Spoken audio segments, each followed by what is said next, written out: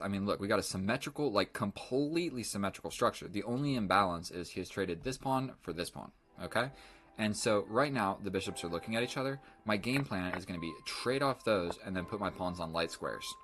Then what we're going to do is develop my bishop so if he takes, I take back. So that's pretty cool. I'll even pre-move it. He wants to go for a pin. So first I'm going to tickle him.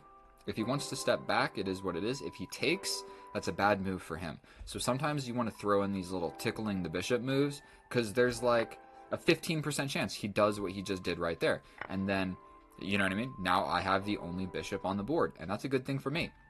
So, I mean, I'm 1900. This dude's 1936 with a question mark. Joined 2 years ago. So that's, I feel like, a decently accurate question mark number. So, bishop's under attack. Fork is under attack. Not a great way to defend it. So we're going to step all the way back because I don't want to give up my bishop. I could go forward, but that probably is going to walk into, like, if I step in, I don't know, some ideas. Long story short, we don't want to get forked and we don't want to lose the bishop for no reason. So we need to think of an alternative plan. What are we going to do to save both of those things at once? My immediate response was step all the way back. Then kick him out and maybe put the bishop on this. So I think we're actually going to go for that. It's safer than putting my piece on the opponent's side of the board. And I wasn't convinced that this was a great idea.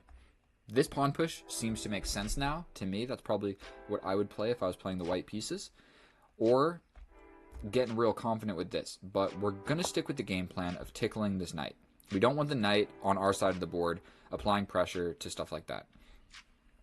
Now, I was going to do this,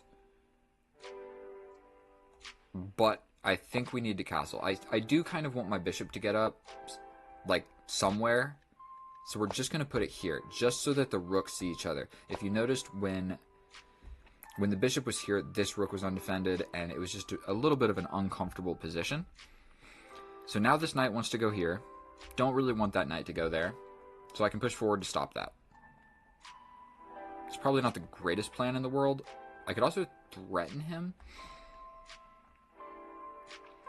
The drawback of this is I'll never be able to station my bishop here. So, like, if I was able to get my bishop wrapped around and attack this, he can just defend it super easily. So let's just push a pawn. Let's just push a pawn. If this happens, we can take. Then I maybe step over.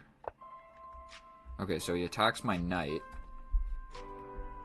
And, dear Lord, also attacks my bishop. So what are we going to do about that? Well, we are going to defend it tactically. We're going to step over, which defends the bishop, but it does not defend the knight. But if he takes the knight, we hit him with this. Oh! He saw it. What a clever chess boy. That is a clever chess boy if I have ever seen one. So the problem here is this knight's doing a great job of preventing this knight from living on this square. This bishop's doing a great job of defending this pawn. This whole idea doesn't work anymore. So stepping over.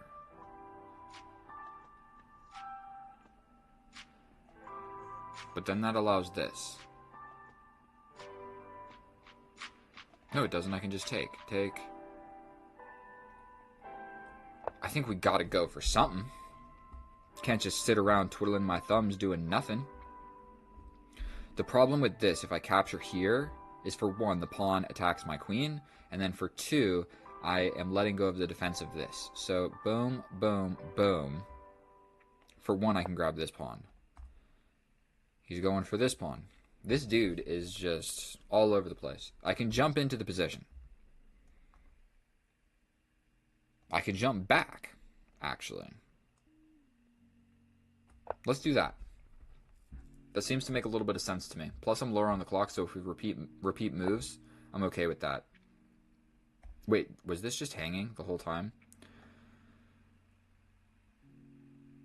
Okay, so let's just let his knight get into the position, okay? This fork and this pawn. Man, he's just like applying pressure in every possible way. We jump forward and attack the queen. He steps over. I can't even take this because he's got 2 defenders. Well, we don't really want to get forked. Don't have a lot of great alternatives.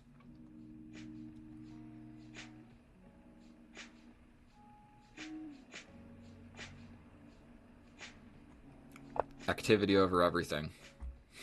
We're sort of meagerly threatening checkmate, so we're trying to prevent this knight from jumping to the middle. Okay, so he goes ahead and does that. Awesome. Terrific. Splendid.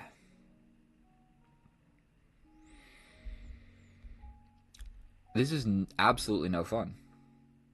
Absolutely no fun. Our opponent is really just getting the best of us. This 1936 just is a world-class chess player. Also, this pawn is hanging. I feel like just everything in my position is hanging.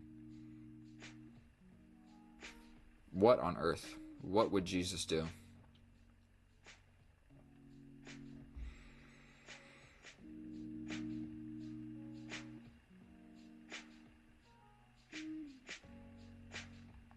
I mean, I'm just really striving to preserve this this bishop. I'm not sure if hanging onto this bishop after all of these moves really made a lot of sense. And I can jump forward and attack the queen and allow this, but then I have this. So jump forward and attack the queen. Boom. Boom. Boom. Wait a minute. You can't do this because I get this fork. Activity over everything. Down a pawn, but I'm feeling a little active. This doesn't work, I don't believe, because I get the fork. And I'm attacking the queen.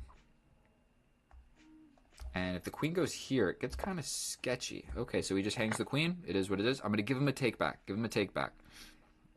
Don't worry. I'm a reasonable man. I know that I have 56 seconds on the clock, but I'm going to give him the take back. Okay, so he doesn't want the take back. Everybody saw it. I tried to do it. Queen is under attack, so I'm going to step here. Probably one of these knights is going to the middle, but now I feel real nice about just trading that off. And also my queen is not on this square, so we're going to just trade that off. He gets in like this. I can grab this pawn. I can grab this pawn. We're sort of worried about this. I think taking this pawn is more important. The reason I think that is because that makes this pawn really weak. So that's one thing. The pawn is really weak. And then for 2, I'm not sure grabbing this made a whole lot of sense. I could sacrifice the rook. Let's just do this. I think I will sacrifice the rook just to make this more interesting here in the endgame. I'm up 6 points of material. So going bada boom, bada bing with check. Actually, it might just be winning on the spot. Sometimes you can just... And he resigned. Okay, good game. I don't know if it was a great game or anything. And here we are in the analysis. A few days later, because I realized I never actually did an analysis. And now, I normally don't post games where the opponent just hangs their queen in one move. But that's how the game ended. How the game started was actually pretty important. So we're having the Caro Kann, the main line. They capture, and you're always going to capture back with this pawn, because now we have a pawn in the center of the board and a natural development square for the knight. Really, developing either knight is totally fine, but long story short, you want to get the knights developed before you develop the bishops, because we're kind of undecided what we want to do with the bishop. So sometimes they push this pawn forward, and that's not an idea, or they just develop the bishop, and then the pin is not an idea. So right now, the pin is the right idea, but say that he goes here, then just going here is the right idea, okay? So that's why knights before bishops, because the knights are pretty much always going to go to these squares, and the bishops, you're not 100% sure what is the best idea for the bishop. And so now, whatever, in this situation, 1000% always, your light square bishop for their light square bishop is the right idea, because we're going to capture, he's going to capture back, and then we're going to put our pawns on light squares. And then if you just take stock of the position, the majority of my pawns are on light squares, which means I want to trade my light square bishop for theirs because they have more pawns on dark squares. So my light square bishop was worse than his light square bishop, so trading them equally is actually good for us. Now, in this situation, it's not really good or bad. I'm just trading off pieces. But the reason I want to do this is to develop my queen. The same exact thing that he did to develop his queen, I'm trying to do. And so he steps back here, and what you're pretty much always going to want to do in these positions is give the bishop a tickle, because the best move is to step back, but like 15% of the time they're going to just capture this knight, and then you got rid of his bishop for your knight, like happened in this game. And so that's a bad trade for our opponent. There was really no reason to do that. It literally just developed our queen, and he traded his last and only bishop for our knight, and now we have the only bishop on the board. So we're going to try and preserve that.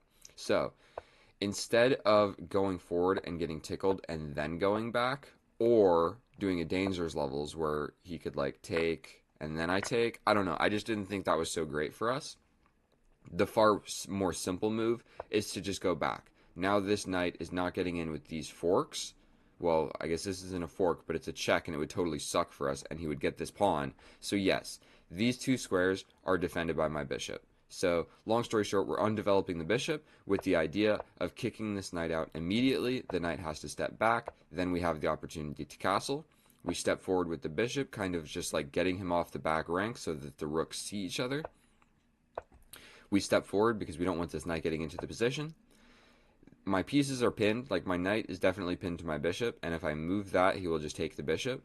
But I have a defensive resource. I kind of got lucky here because I didn't see this move, but luckily I had this, where he can't capture the knight, or I'm going to have this discovery where the rook is going to see the queen with check. So I sacrifice the bishop, but I get the queen.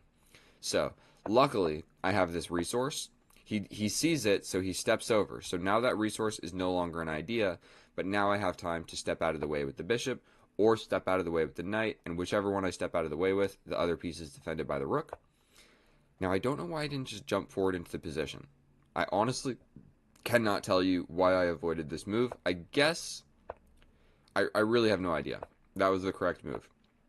His knight gets in, I step in, he grabs this pawn, his knight gets out, and then basically in this situation, I'm down a pawn, but his knight is kind of stupid, and I still have the last bishop in the board. So yes, I lost a pawn, but I'm still not losing.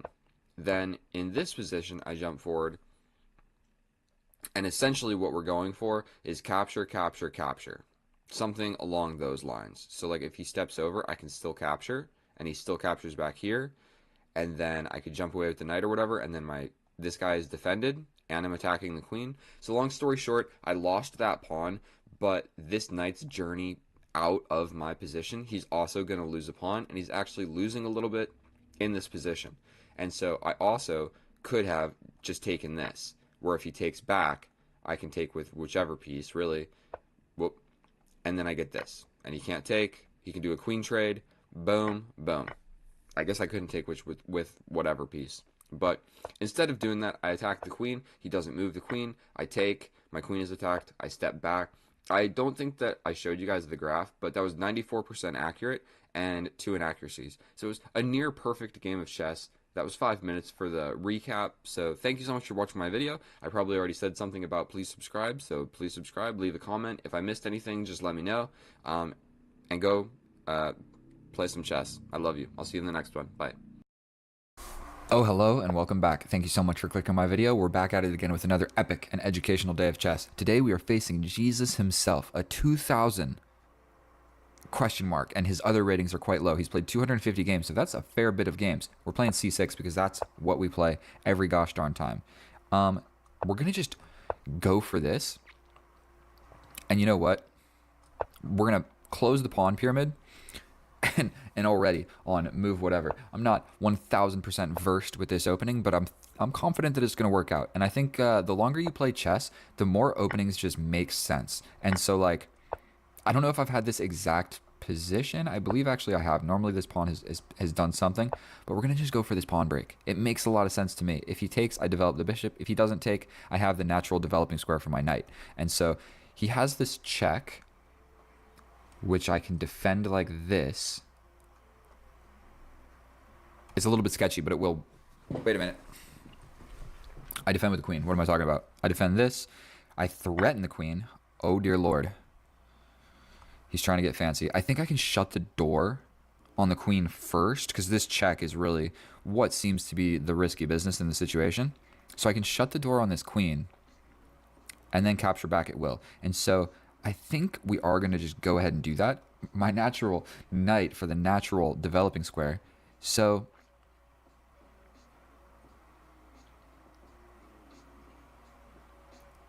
we're going to do this. Could he sacrifice the knight for activity? I don't know. Things could get a little bit complicated. And this is about the point of the game. The point of the game where we start the rigmarole and we see who's the better chess player. Because we've got no more opening theory. I'm booked out, completely booked out. And so is our opponent. Because look at this pawn attacking his queen. He doesn't know what to do. He's frizzly frazzled. Does he step back or does he try and get fancy with it? That would be the only option. Okay, now, I like the idea of taking with the rook, because I'm not going to castle that way. We've got a completely equal position, completely equal. I have the only bishop on the board, so kudos to me for making that happen. And I'm going to promptly do something with it on my next move, essentially. So this kind of just walks directly into a pawn hitting me in the face. And my other options don't make a whole lot of sense. I don't need to put it here because I'm never going to get pinned. So we put it on the more active square. The only reason I would ever put it here is to break a pin from another dark square bishop. But I'm the only one with a dark square bishop. So watch this game unfold. And this... I traded off. Just kidding. This dark square bishop is going to come in clutch. And when I say clutch, I mean it in the most... I don't even know what I'm trying to say. I'm going to clutch out this bishop. Okay, stepping back seems like a little bit of a beta move. This pawn move greatly weakened his king, but this kind of has two purposes. I want my queen to assist in this side because he can quite quickly bring his forces, not like this, the knight could come here. He can quite quickly bring his forces to this side of the board, which I just don't love. And pawn advancements over here, like what am I chasing, bro? There's nothing over here. The king's on this side, so that doesn't make a whole lot of sense. So this weird little stepping back move, if he takes, I get to take. So we are going to play this stepping back move. And if he locks it in, I'm going to kick him out because this pawn is not going to be weak on an open file. In many lines, pushing this pawn is difficult to do because this is the open file. And yes, I see. So I push this pawn. He will either take my knight or he will step back to here and get in the way of this knight. Those are his options. Take or retreat. And which one's better? Hard to say. I think I actually like retreating. I somewhat favor that move. And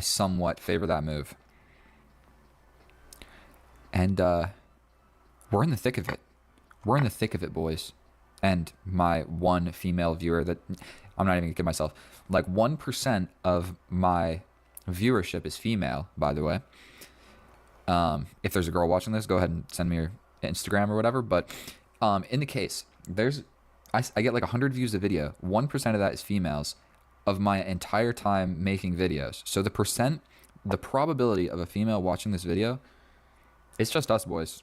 It's just us, and we're just moving horses and bishops around the board. I like the idea of this. Immediately apply pressure to this pawn.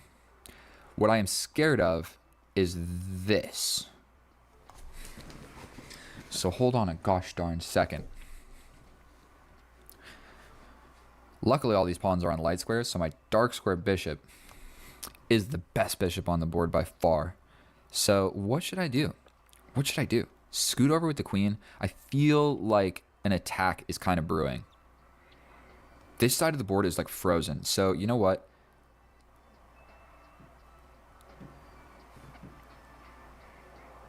Does this move make any sense? What am I even trying to accomplish here? I want to share something with you guys. I only drink water, for one. Coffee and water. This is my...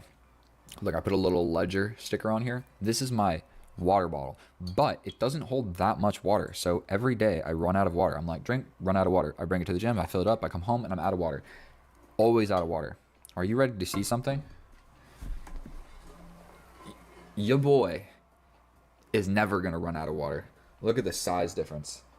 Look at the size difference of this thing. This is you. and this is the guy you're worried about. All right? That thing is a gallon of water in a metal casing. Okay. He's got the double-barreled bazooka. Rook's looking at my position. Bro, what if I just take a little cheeky step forward? You gonna break?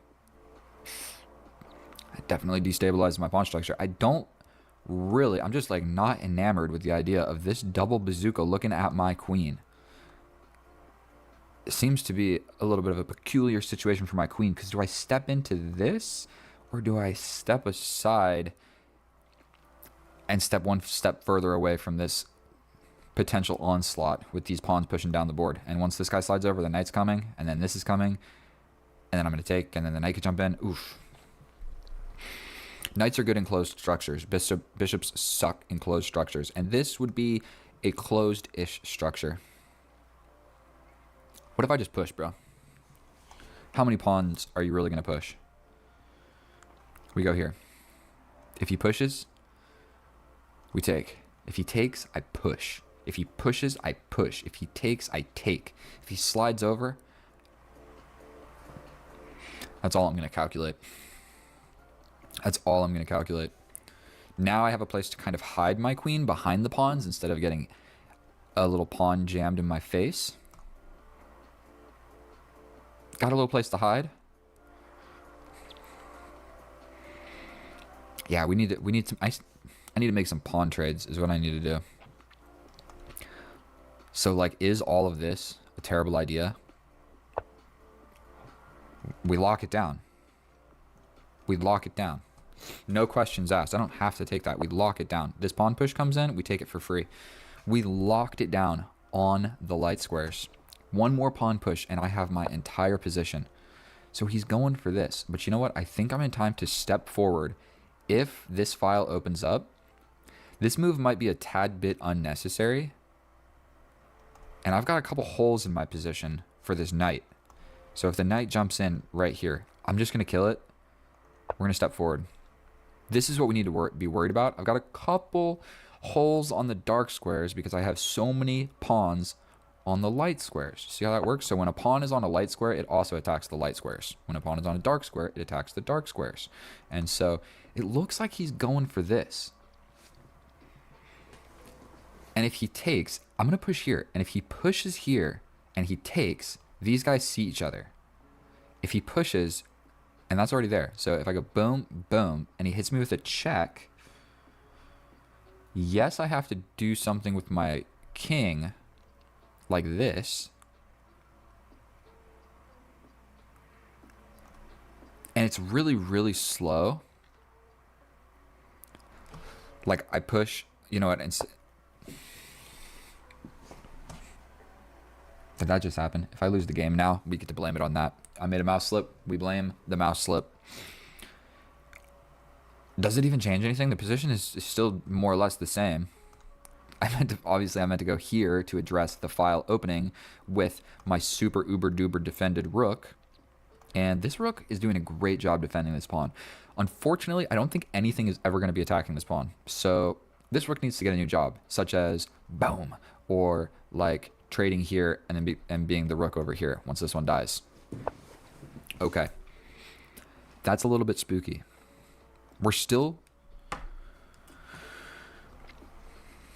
I'm still quite content with my calculation here. Boom. So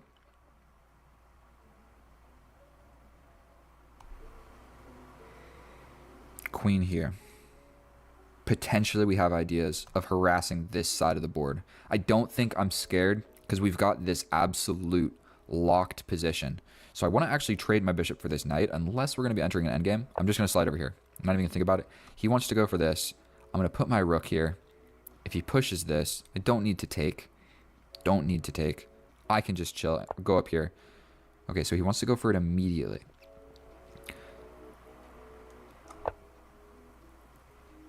So we're doing this.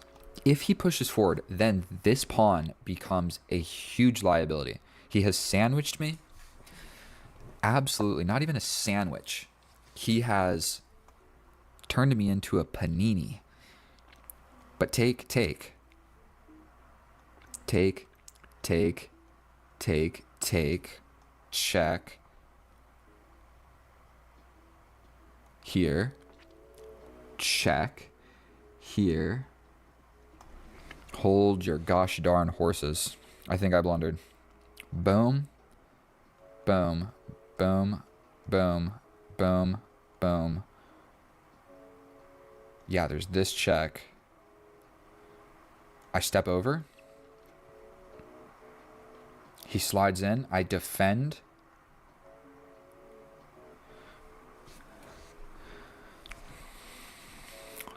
We lock it down on this side of the board, just doing absolutely nothing. Oh boy, I'm a little bit scared. What do I play here? Do I bring my other rook over here? Really kind of hoping he plays this. I might just move my rook here, because in some lines my queen might be hanging. So here, here, here. Boom, boom, boom, boom. Check. I step over here so that this isn't a check. I slide over. If he takes, I take. And then we begin.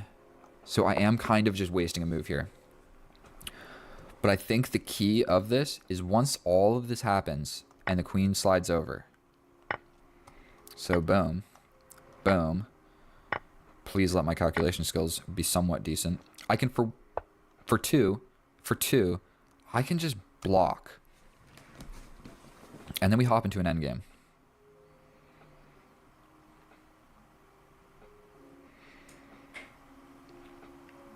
I think my bishop sucks in this endgame. So we step over. He comes in. I come in. He'll probably take, but at least I took one step closer. We step here. He comes in. I come over. Going for this. I would prefer that if all of this happens, my king is here on g7 instead of h7.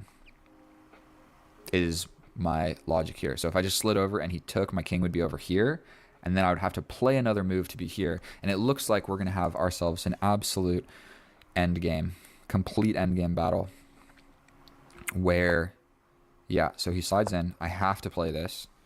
Not a whole lot of other options. Jesus is just absolutely displaying terrific chess skills. I don't know if there was any moment in this game where I was actually winning. I think it's just been equal or I'm losing the entire time. And so that's what happens. The rigmarole, bro. So he steps up. You want to keep the queens on the board now, do you?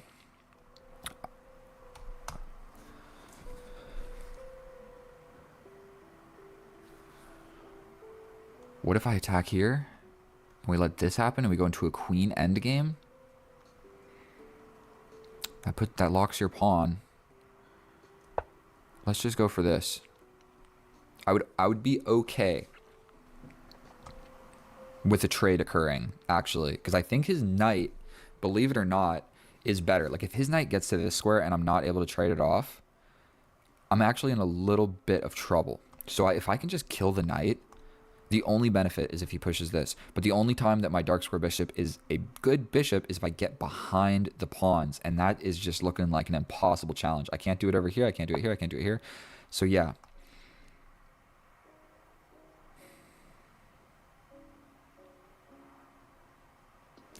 Don't want to go. We're going over here. If this pawn push comes, we jump forward.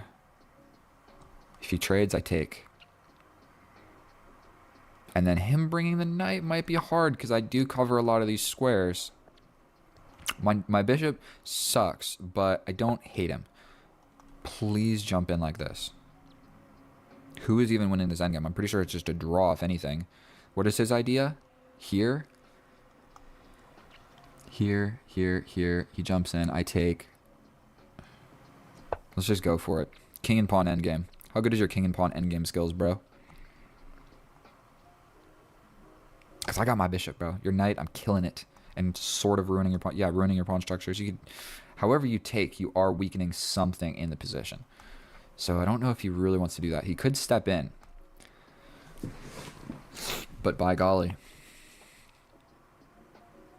If he chooses to do so, I step forward. Now would you look at that? We do this. If he takes, I take. He has no great way of attacking it. I push, I push. I'm defending. And I'm ready to push and sneak behind. So what we're going to do is have a little Mexican standoff with the queens looking at each other right now. The kings touching. Is this my time to shine? I step forward. This is the square. This is the square I want my queen to be on. Just like he wanted his queen there. All right, maybe I should demonstrate this. You jump in. I hit you with a check first. Oh. Okay. Now I kind of like the idea.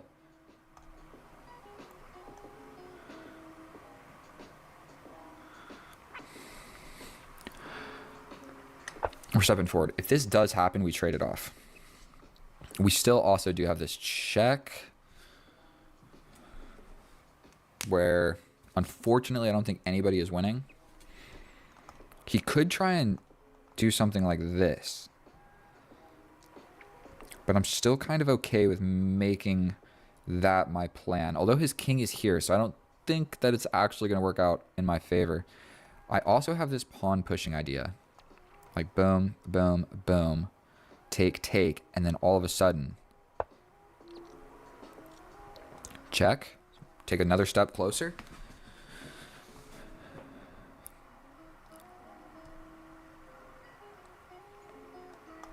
We step in, here, here, here, launch. He can just push, I launch. We're giving this check.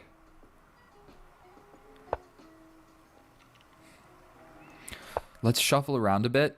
I'm lower on the clock. Ooh, maybe that was kind of a committal move. He could probably just push here on this light square. And then it's a little bit tricky. A little bit tricky to make a pawn break. So yeah, he can just play this. Come on, bro. Let's trade something off. Let's not make this a draw. This is absolutely a drawn position. But with 1 minute and 2.5 on the clock, actually perfect play. Ooh. Ooh. He wants to get in. Check.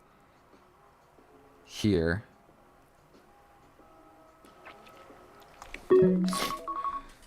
Sorry, that was my alarm. Bro, I do not want to run away. Check here. And what am I doing? Stepping here? I don't have any checks. I don't have anything. I can't take... He launches in. Boom, boom. 35 seconds. What do I do here? Do I slide back and just play uber defense here? I can defend like this. Sliding over here. This.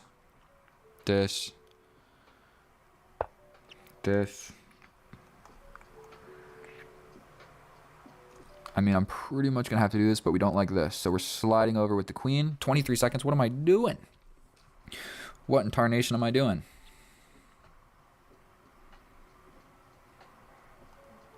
This is my next immediate idea.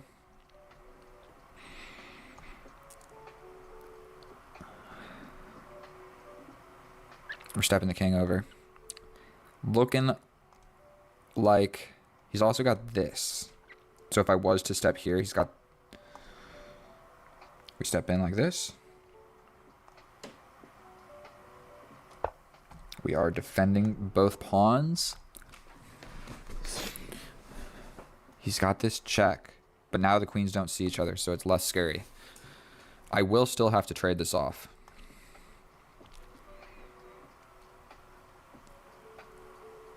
I step this way. I have to, right? I can push this pawn. You can push this pawn. I'll just take. Allow it. He takes here. Attacking my bishop. Oh boy. I hit him with a check. I slide back. Oh boy, it's going to get complicated in this endgame. It is about to get balls to the wall complicated. Our boy's got 1 minute. I got 19 seconds. Ah! Let's go. Come on, bro. Okay, we just take. Not even going to think about it. He does have this now. He does have this. I can push forward. I have this. Excuse me, my friend. You have the potential to make a passed pawn. I have a passed pawn. Oh boy. Push.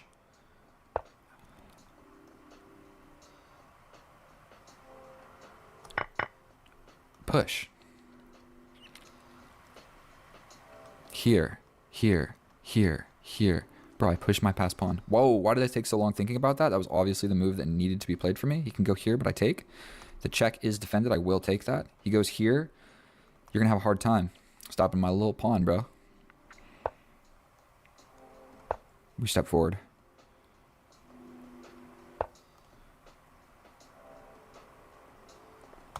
We super activate this.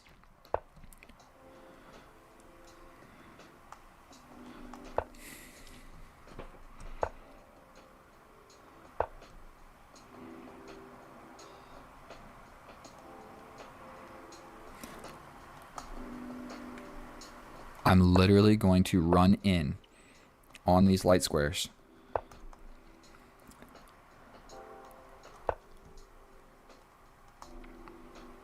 I'm coming over here, bro. I am not afraid. I am afraid, but I'm going to pretend like I'm not. If he takes, he loses, I believe. If he goes back, I step here. He can push and go for the potential. He can make a pass pawn over here. And if my king is all the way up here, I'm not really going to stop it, but I think that I'm just winning. My stuff is pretty advanced. Here, here, here. Here, here.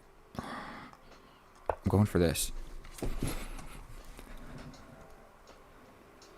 Take, take. Take, take. Here. What am I doing? I was supposed to do that. Here, here. Yeah, yeah, yeah. Here. That's a wrap. Queen is coming. That's with check. And I'm going to be honest with you. In this position, my straight up strategy, probably here, check. He comes back up. And then I mop up these pawns with check. No funny business. We get rid of the pawns. And we're good to go. Now, that was a lot of fun to play. Right here. This pawn break. You got the potential to make a passed pawn. You got a 2-on-1. I got a defended passed pawn supported by my queen. So, absolutely that was a blunder. Once he allowed that into the position, jumping in with the knight and letting me vanquish that knight to yet again ruin your pawn structure in some sort of way was not the move. Like, after this, he potentially just locks us down and nullifies my bishop, but you jump back and you like figure out how to defend this square with your knight. That's what he needed to do, because this pawn is more scarier than these two pawns. So either way, we are going to check how accurate that actually was. Let's check with the computer. That was absolutely a terrific game. Thank you so much for watching, and we're gonna check with the computer, guess the analysis. I think that I played. Let's run through it real quick. I think, by golly, 95%. 95%. That's my guess. Let's go to the analysis together. And here we are in the analysis, and that game was a doozy. And if we take a look at this graph, before we even go down there, I think that generally the way that I win chess is, bro, I just play it chill and even, and I don't go for anything crazy, and I keep it simple, and I wait until the end game. And because I play a lot of bullet with like 1 second increment, that I'm just better in end games against people, and they blunder, and I'm able to okay, let's be honest here. I don't find it every time, but I find that the vast majority of the games that I win are just like equal the whole entire game. 20 minutes into the game, once we get down to like 1 minute each, they blunder and I find it, or something of the sort like that happens. And I'm not sure, is that like how you're supposed to play chess and get better at chess? I want to learn how to attack and sacrifice, okay? But I win a lot of games just by playing chill, and that is an excellent example. Like, there was really no opportunity for me to get an advantage until the end game. And so all I did during the opening and the middle game was kind of screw things up.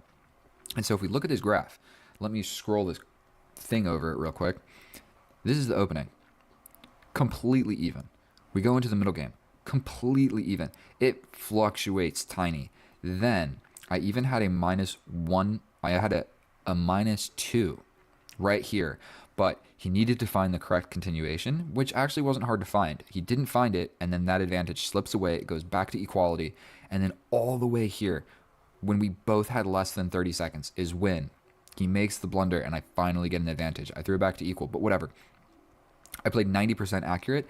Now, I made a blunder, and I made a mistake, and I made an inaccuracy all here in the end game. Okay, so inaccuracies, my mistake is here. That mistake does not matter. Look at that graph. That does not matter. This blunder very much did matter, but he didn't see it, so it went right back down. So that is what this symbol is. Like, I threw it to equality, he didn't see it, and it went back right to where it was. And so without further ado, let's just hop on into this. And so we have this position. I'm not even sure what you call this one. Maybe I should pull the thingy up to the side. Whatever it is, what it is. We get in here. It's not the Carl Khan, but the April 12th. This probably won't even post until like April 20th or something. So thank you so much. Get out of here. I love you. Oh, hello and welcome back, and thank you so much for clicking on my video. In today's episode, we are going to be facing my subscriber from Italy, who is a rated 2,000 opponent. So there's a high probability that I just absolutely get steamrolled. And so what we are playing right now is the Caro-Kann Advanced Variation. I play the line, so even whether I win or lose this game, I'm going to be able to explain a lot of stuff. So getting to this position here took a fair bit of playing chess for me, because I don't want to waste too much time explaining all of it. I think that going for this pin is actually a great idea. But I think that I'm going to be able to just solidify my center, and this pin is always kind of an option. I believe, I'm not sure, is going for this pawn break actually advisable at this point?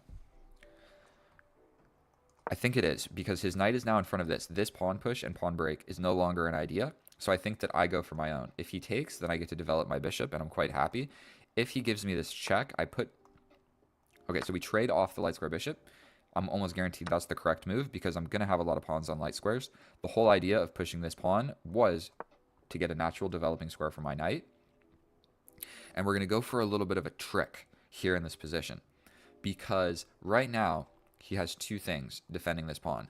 So what I'm going to do is remove one of the defenders when he takes with the knight. Then this is not defended at all, and I'm attacking the queen. So this is something that you just learn from playing the Caro-Kann all the time. So, same type of idea. This check is something we can be a little bit worried about, but if we trade the queens, it's okay. So if he takes with the bishop, I just get rid of the bishop. If he takes with the knight, I'm attacking the queen. So we're going to just take. If he takes with the knight, I'm attacking the queen. If he takes with the bishop, I believe that I just get rid of the bishop. And then I have the only bishop on the board. This pawn is a little bit weak. I got rid of his bishop. Not 100% sure if that was correct or whatnot, but I do have the only dark square bishop. And so hopefully that plays off well. I can develop my queen and attack this. Both of his knights are looking to jump into this square, as well as his queen with a check. So it simply might be advisable to push this pawn and just take away that square, because he has so much points of material. Look at this little symbol right here. This is actually kind of cool. That should be like a chess logo or something. The ultra-powered double knight queen attack, thwarted by one single pawn push. Okay, so he castles this way. Now we're going to have an absolute game of chess on our hands, because me castling this way is so not safe. But castling this way, he already has these pawn advancements that I should be worried of. He doesn't have a dark square bishop on this diagonal anymore, so bringing my queen this way actually might not be such a terrible idea. Bringing my bishop to this diagonal also might not be such a terrible idea. What is the right move here? I could just play it safe. Attack this pawn. He'll go for this. I can go for something like this. I think that is reasonable. Something that you do always struggle with in the Caro-Kann is getting this bishop developed and getting this knight developed, because sometimes the dark square bishop can simply take it and ruin your pawn structure, and that's no fun. And the only other way, because this pawn is always here in the advanced Caro-Kann, the only way is to jump in front of your bishop. And when you do that, it gets a little bit chaotic, because you're blocking in one of your pieces. And, I mean, you never want to do that to your piece. So what we're scared of in this position is generally these pawn pushes. And so, like I said, regardless, stick around. Whether I win or lose this game, he is a higher rated opponent. So we're going to go into the analysis. At some point, I will probably make a mistake. So he had to do that. But now I get to develop my piece. And this simple pawn push is so important that you need to know the opening line. So why you push it 2 squares instead of 1, it's very, very important that you understand that. It's not something that you can just like, you need to study the opening to understand why.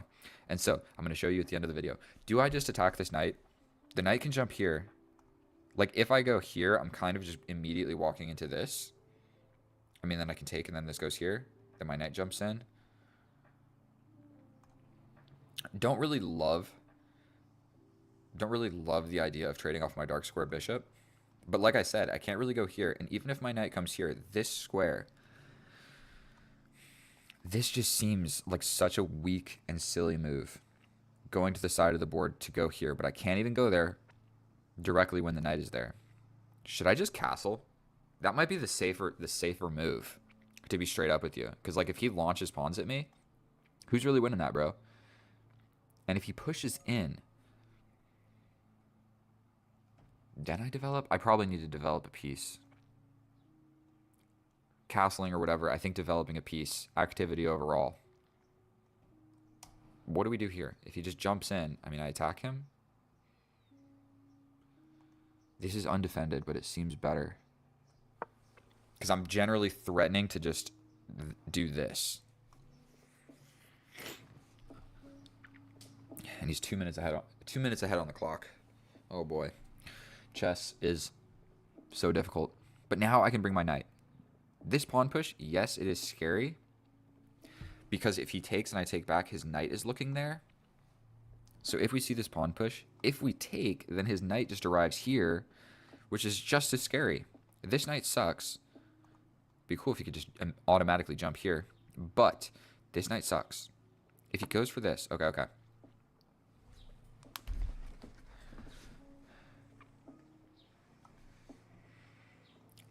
I'm fairly certain I just go for this. If he pushes, I can take it for free, then defend.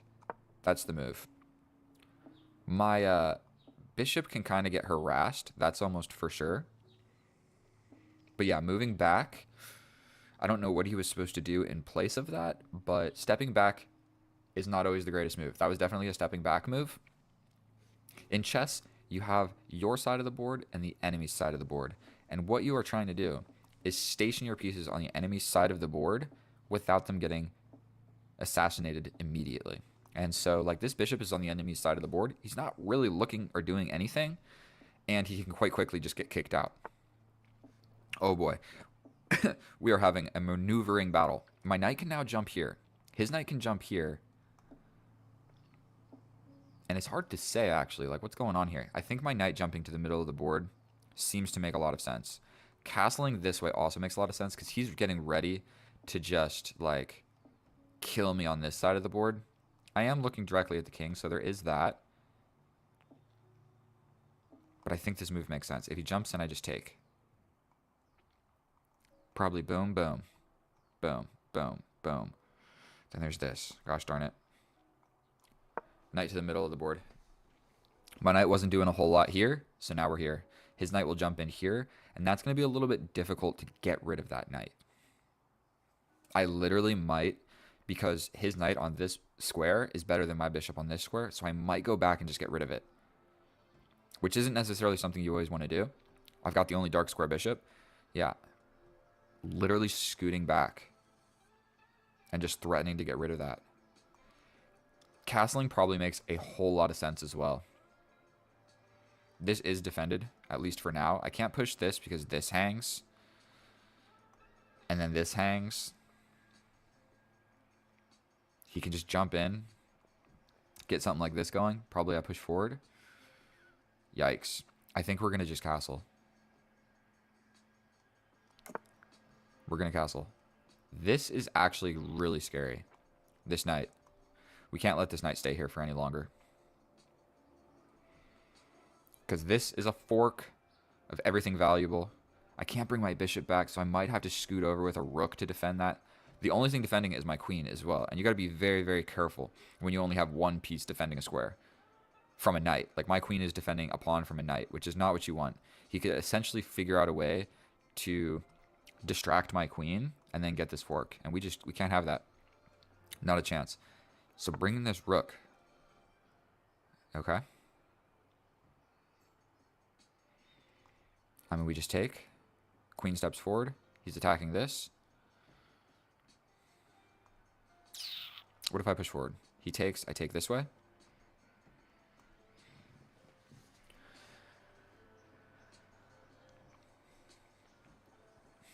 What's going on here? I don't think that I have anything of value. This is also being attacked. I think I scoot my rook over. Simply out of fear. If he takes, I take. Oh my god. I think that I gotta get rid of this guy. Then the queen steps forward. My bishop is attacked. I attack the queen. Queen pins this. That's what we're doing. I got 3 minutes and 50 seconds on the clock. I don't have time to be making all these nonsense moves. Okay, my bishop comes back here. Yes. We just go ahead and attack. There's this, but I have time to step over. And then if something like this happens, my queen is defended. My queen is defended.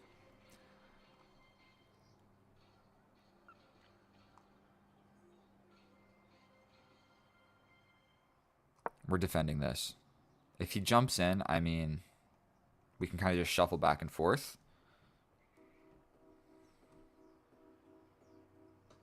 But now I can step back with my bishop.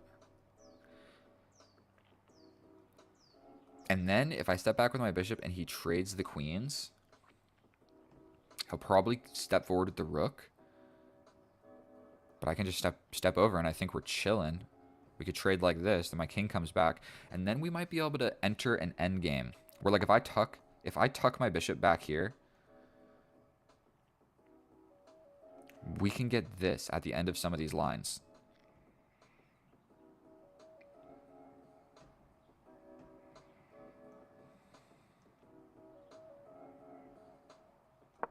We step back. If he takes, I swear to God, I might take with the king. Because then I have this threat.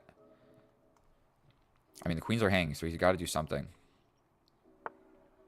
He steps over. This is not going to work anymore.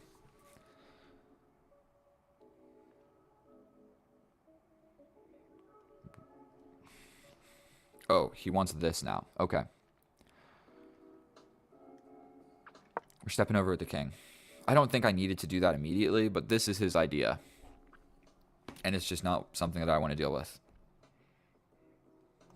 So I literally might defend against that by putting my rook here. I could shield this. This knight over here sucks, by the way. Yes. So can I scoot over? He scoots over. I mean, I'm just threatening to take. Probably just bringing his rook. Yeah, bringing his rook makes a lot of sense. We're going to step over. You want to just trade everything off? Let's do it. 4 minutes against 3 minutes? Okay. Let's lock in, boys. We got a game of chess in our hands. Okay. We're just going to trade.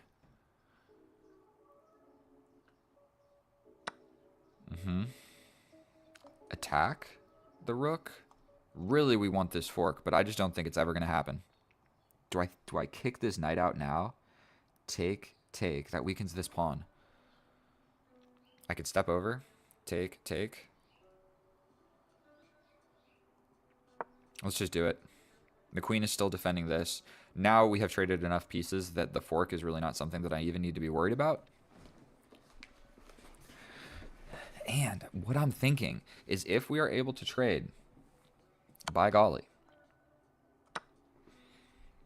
if we are able to trade all of the pieces, will this...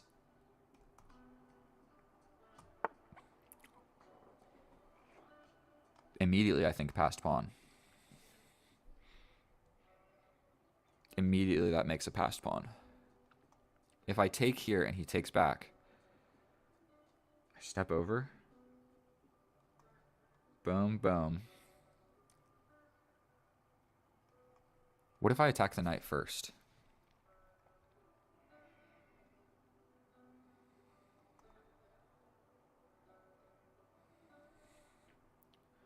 I don't think this passed pawn is going to do anything. We need to just get this knight off of this square. And right now these pawns are defended. But yeah, this knight on my side of the board, literally attacking all of my squares. I just can't let it sit there any longer. So he jumps back.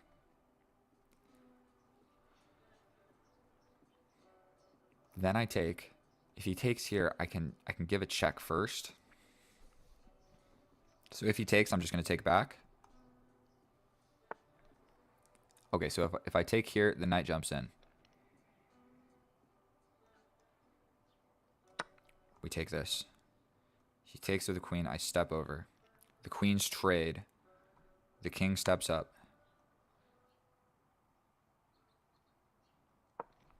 This would be hanging, but we have pinned each other. He can also jump here.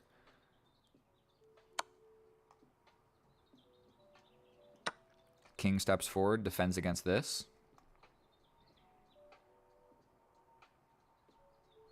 That's all I got going for me. But like I said, I kept the dark square bishop. Now it's dark. Yeah, he takes.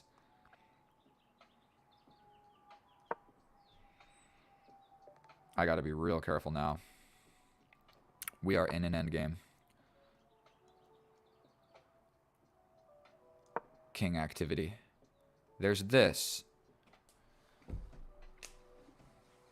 But I think he's got a decent amount of pawns on dark squares. My king is really active. Kind of immediately, I'm threatening something like this. I can even step in more. Okay, he takes. I take back.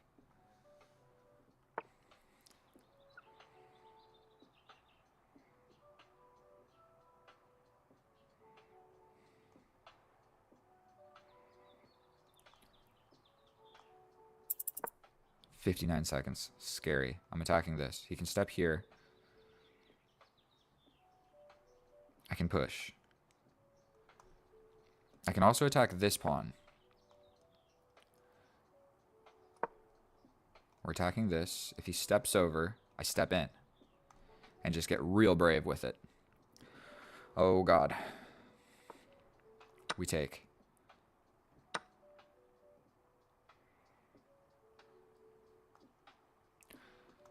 Here, here. Attack. We're attacking this pawn.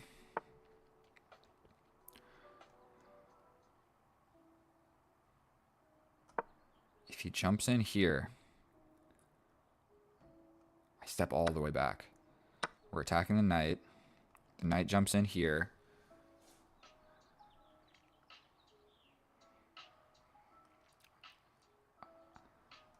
I think I step all the way back.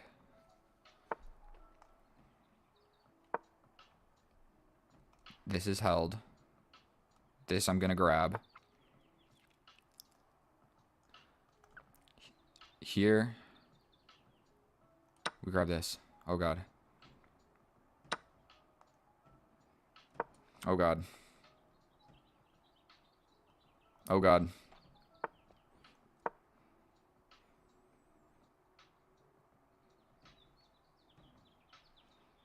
Once he gets in front of it, that becomes a problem for me. Check. Here. He can give me this check, but I step over.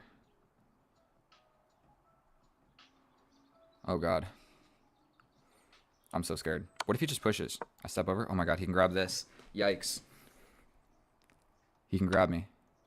I grab. He grabs this. I can't stop it.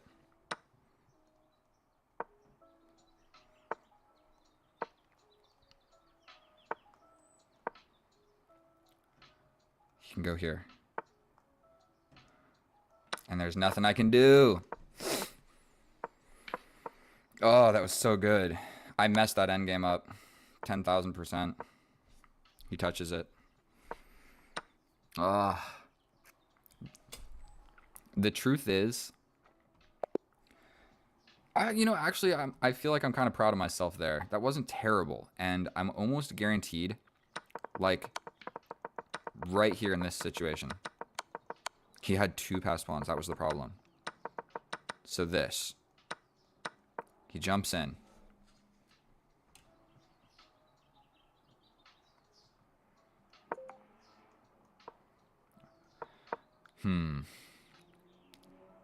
Check here.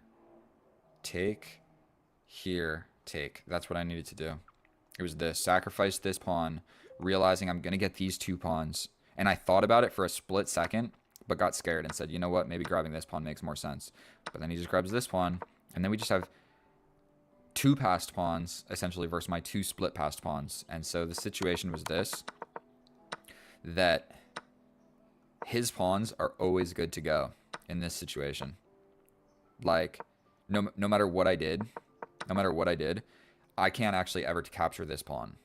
So, like, my pawn's being split, he can just leave his pawns the way they are and just fully play with his king and do whatever and capture my pawns or get in front of my pawns or however you want to look at it. So, I almost am guaranteed. Where are we at? There's this move right here.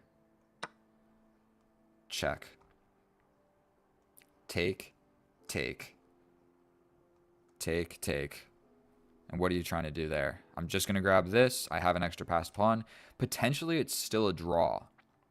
Because all I have is a bishop and a pawn, so he could just sacrifice the knight for the pawn at some point. So I think that was the moment. We're going to check it with the computer and see how accurately I actually played. That was a pretty good game. I mean, I expected to lose, and so I didn't lose by that much. So I think it was a holdable draw. That's enough blabbering. Let's check with the computer and learn more about chess. And I'm going to explain the opening thing. All right, and here we are in the analysis, and we both definitely have some things to learn. There are some things that I can teach you, and then there are some things that I need to learn. And literally in that game, I was like, well, if we just trade all of the pieces and it's just my dark square bishop versus the knight, and there's pawns on the opposite sides of the board, I'll be winning. And I literally got that position and then was like, what to do? It's like, bro, make attacks, be more active. I played so many passive moves in that end game that made me lose. And then even I saw the move, the pawn push with check, wherever it was, the pawn push with check, I think it was here, that would have got me a draw guaranteed, but I didn't go for it. And so let me explain something to you that I understand. This is a cheeky move right here. So the beginner idea behind this is if you lock your bishop in, you're simply going to lose your bishop. Okay, then you have to sacrifice here. Okay, so you'll get this position and you are just straight up lost. Now, sometimes people aren't very advanced in the Caro-Kann and they will literally play this, or they'll like bring their knight, or they'll do something, and then the bishop just gets trapped. So what you need to do is you need to make an escaping square for the bishop. Now, what I used to do and what a lot of people will do is they push the pawn 1 square. But then you have a different problem. Your bishop gets battered around, and when you go all the way back, they have this pawn push here. Now, the best move is to either bring the knight or bring the queen, but it doesn't matter, because what's going to happen is, say you bring the queen, they're going to take, and you can no longer castle. And so you're not completely lost or anything, but from a human standpoint, this bishop has a hard time developing. This bishop is going to get traded off, and the queen will be active, and this is a very scary check. It's just not a good position. You just don't ever want to allow this. And so what will happen is people will literally push the pawn 1 square. And I've literally played so many games of chess where this happens and this pawn push comes in. So we'll run through it one more time. You make this, they trap you. Boom. You're getting trapped. Whether you like it or not, this is going to happen. And all of the squares that you want to go to are taken, and you either got to sacrifice for one of these pawns. It doesn't matter. They both suck. Then, if you push the pawn 1 square, you get battered around. You could just go back all the way immediately, but then the pawn push just comes in without all of this. But then this happens, okay? So when you are playing the Caro-Kann, you see this move, you push the pawn 2 squares. So I guess there's a difference between knowing the moves and understanding the moves. So now you understand the moves instead of just knowing the moves. So sometimes you don't have to know. If you just know to play this, you don't have to learn all that other stuff.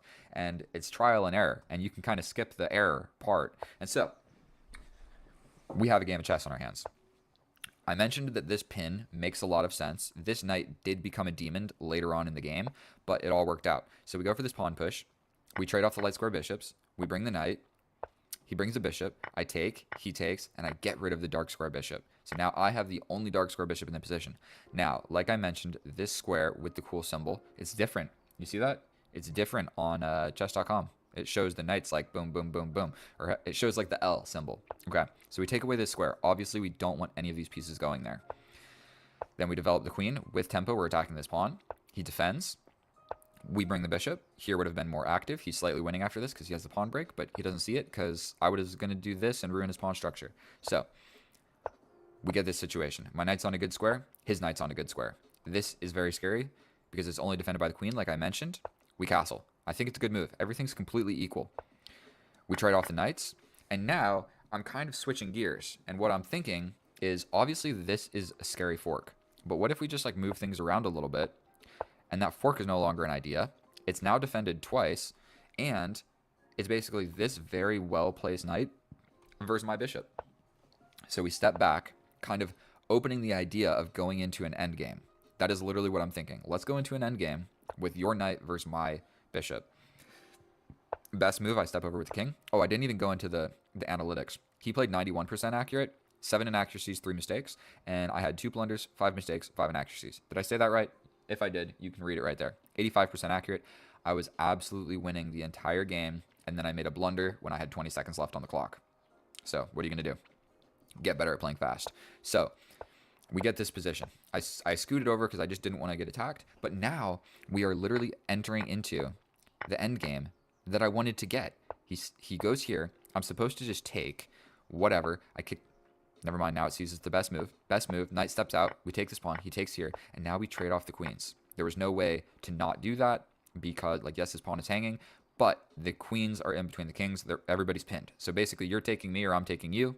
He could have stepped back, and then I take, and then he gets active with the knight. Whatever. He takes, I take. He steps forward. I step forward. He pushes a pawn. I step. My king is in the middle of the board. Very happy king. He takes. I take. And I am completely winning. I am completely winning this endgame because you are always winning these types of endgames when you have a bishop versus a knight and there are pawns on both sides of the board. Like, his king is active. My king is more active. But we have pawns over here and pawns over here. So when the complications come in, my bishop can scoot back and do both sides of the board while his knight can only do one. So it's completely equal material. But I'm winning because my bishop is better in this endgame than the knight. I needed to be active and slide in here. This is the last, like, not the last moment, but I needed to be active. If I slide in here, basically what's happening is I'm attacking this pawn so the knight can never move. If the king comes in, I push forward and I even go for this pawn break. And if he takes, I take, and then I have a passed pawn. So what would probably happen is stuff would happen over here. So either way, I step back, not super active. He can just defend. But now he's got a lot of pawns on dark squares. So if I can ever get my bishop back attacking these pawns, it's a good thing. So I step forward. We're attacking this pawn. He pushes forward. Take, take. I step over.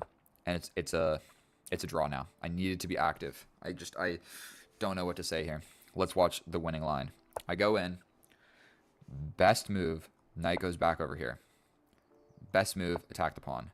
Pawn push. I take. You go with the pawn. You step back. I zigzag here to prevent that. Okay, the knight comes. Step over. Attack. I step forward. I don't even take the pawn. You hit me here. And now I push my pass pawn. You come to block it. I take your pawn. Hard to see, but I'm still winning this endgame. So these computer lines are ridiculous. Oh my goodness. Computer lines are ridiculous.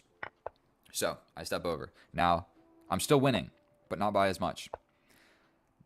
Basic idea here is make the knight move so I can grab this pawn. This is the absolute moment. This is the last moment that I had. I take, and it's a draw. If I push, it's a guaranteed draw because it's check here. I take the pawn. You take my pawn. I take your pawn. You go somewhere, and I win this. And it's a draw, guaranteed, because he's going to sacrifice the knight for the pawn, and I only have a bishop. So I saw this, and I don't know why I didn't play it. For whatever reason, I assumed, okay, maybe I'm winning if I take this pawn, and I'm fast enough to, like, throw my pawn down the board. The knight's all the way over here. But the problem with that is he takes, and then this is a pass pawn that's pretty much better than my pass pawns because the king can stop this one, and this one hasn't even moved yet. This pawn hasn't moved at all. And so now white is slightly winning. The way that I'm supposed to draw this is start pushing my pawns. Okay, it's still a draw. Okay, still a draw. And then I make this move. And I made this move in less than a second when I had 20 seconds on the clock. So I had 20 seconds and it went down to like 19.2. So I spent less than a second on this. But the problem now is he takes. I take, and I lose a pawn. Not only do I lose a pawn, nobody's stopping this guy. And so he can take this for free. He pushes. I step over here. What am I trying to do? I know that I can't stop these guys. So he takes this. How is this a blunder? I'm losing no matter what I do. And so the situation here, I tried to explain this. Even if I didn't lose this pawn, like, I can never take these pawns. A pawn structure like this against a king always wins. Because, say I get my king here. Like, as long... I can't do anything. What am I trying to explain? If I put my king here, he doesn't have to move. And so, if I go anywhere, he can just leave him still. And so if I ever take this pawn will run. So once you get pawns like this against a king, you don't have to defend it, okay? You only need to get your king over to promote the pawn that's left behind, okay? And I'm just completely lost here. Just completely lost. There's no point in even playing this out. Completely lost. There's nothing I can do. And the main reason for that is his king is fast enough to just get on the same file as my pawn. And I have no piece to make the king ever move. So sometimes it can be a little bit tricky if like his king is here and my pawn is here and then he gets a queen and I push. He's still going to win because you just do the same thing. You just get your queen and you put your queen here. But you generally just want to block the promotion square of the pawn. And his king is doing that and there's no way for me to make it move. It's quite sad. 20 seconds on the clock. And I saw the move. This is a guaranteed draw. I saw it and I didn't play it. And other than that, I should have just been more active in this endgame. -2. -2. Needed to get active. You bring the bishop. You start attacking things. You literally just start attacking things. And I didn't. I stepped back. I made stepping back moves. Reposition in the middle of the board. And it's hard to even explain why this is losing. Not losing, but throwing away my advantage so much. This is a mistake. I lose the game because of it. The knight gets active. I got a pass pawn, but he's got opportunities to make a pass pawn.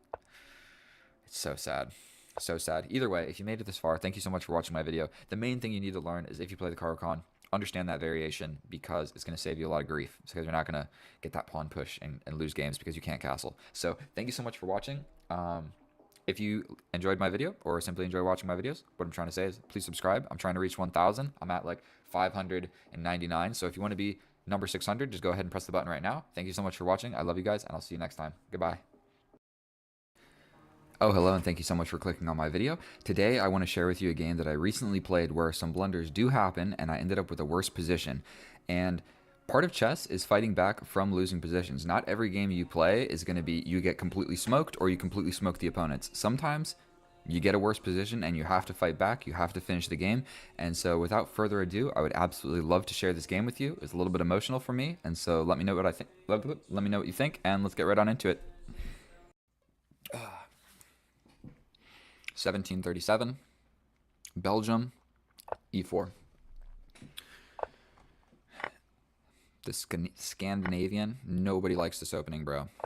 Okay, we trade the queens. We take with the knight because if you take with the bishop, he has like immediate ideas to attack. His knight kind of wants to come forward. I got to do something with his knight. So putting it in the middle of the board seems to actually make sense. But I think first... I mean, this is where my knowledge stops. Normally they bring this knight. We're going to step over here. This is my square now. We're going to develop this bishop. We're going to push this pawn. We're going to develop this bishop. Push this pawn. And we're just going to play a queenless game. And so we're going to grind it on down. He does have like some freaky ideas like this, but I can just castle. So we're going to push this one square. We need to be able to develop. He can jump into the middle. But you know what? I think I can jump in first. And he does also have this idea, but I can step back with my bishop. He'll get my bishop. We're attacking his bishop. So, that hung the bishop. I take the bishop. He hits me with check. I step up. He takes my rook.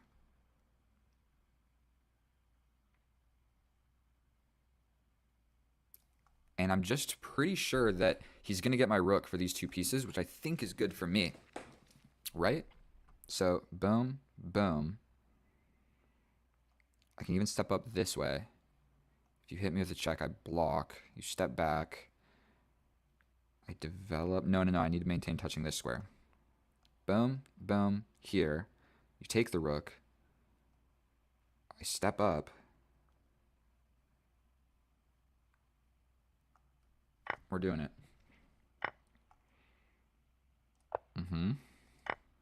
Then I push forward. There's no other way to attack without pushing forward, so I have to push forward. He attacks my knight. We're gonna have to do something with my knight. Like, go here. Then go here.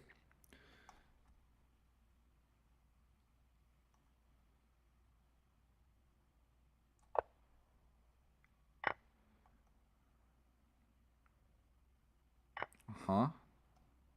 There's a check. There's a check. I'm scared. I can block, but he blocks. 3 minutes against 5. If I step this way,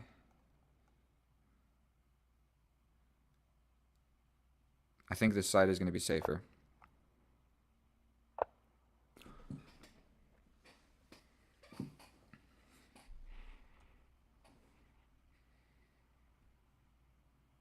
I just lost the game. Definitely just lost the game. What on earth was I calculating right there?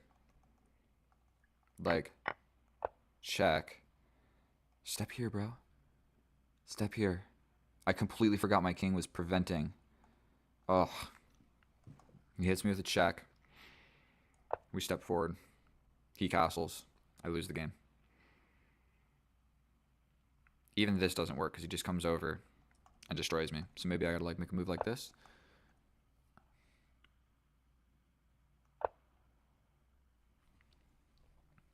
I'm just down in exchange. I'm trying not to cry. I can grab this pawn. I just feel like I have to do it. He comes over here. Okay. I can also attack this pawn. And he's kind of forced into pushing. Here. We pin it. You go here with check. Ugh. This would work. This would work. But there's check. I go here. No. I want the rook to stay there.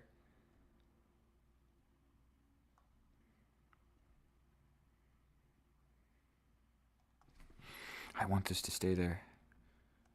He sees it now. There's nothing I can do about it. I think we step back. Please try and escape this way. You can escape with a check.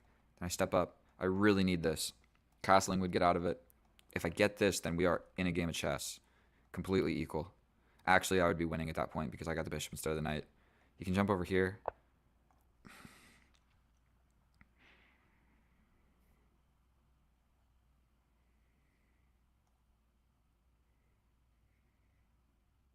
We got to do something with this rook. He hits us with a check. We step forward. He doubles the rooks. Yep, we step forward. My king is going to have to aid in the attack.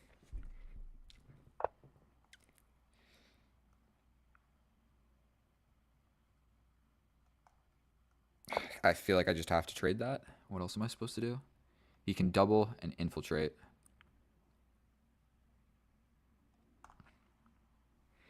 Oh, I needed that, and he saw it too. I push this pawn.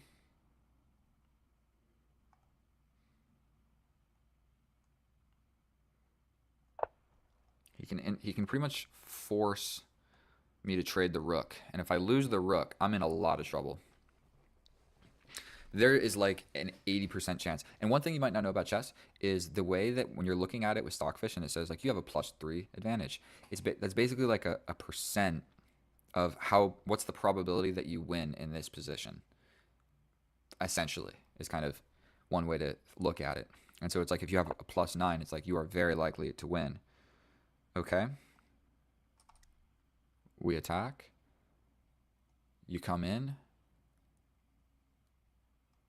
I could just attack here. That's a really like committal move. But this one actually might do some stuff. We attack. You step back. I push. You jump in.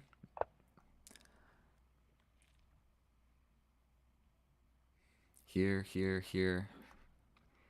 Not convinced.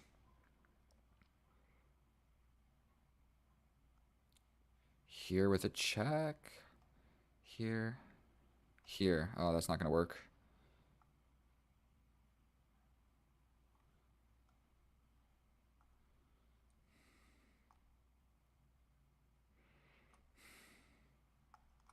I don't know what to do. I literally just like have to make a move. He can come in. He's attacking this pawn. Plain and simple. We're going to defend it. Probably will push this way. Check, take. He can do like this. And I would have to defend like that, which is so disgustingly ugly. There's no hope. But if I went ahead and blundered, I didn't really blunder. I just kind of calculating wrong is a blunder, but it wasn't like a straightforward blunder. I think we're going to trade with this. He takes back.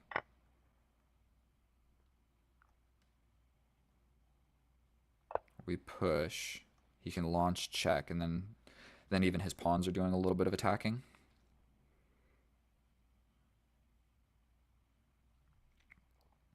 Maybe I slide like this.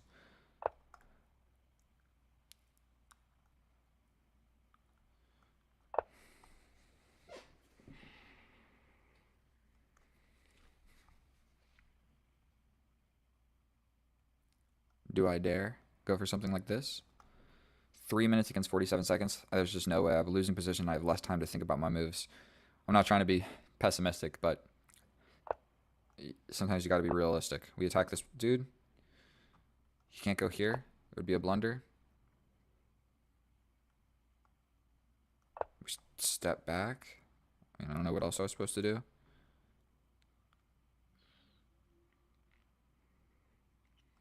Pin. At some point, maybe I can sacrifice a pawn, and he steps over, and then I get a pass pawn. Maybe I could make things complicated, but I think he can kind of... He's trying to play on the pieces. I think he could literally just bring his rook and push, push, push, push. And, like, what am I going to do about that? Probably I can't do much. And...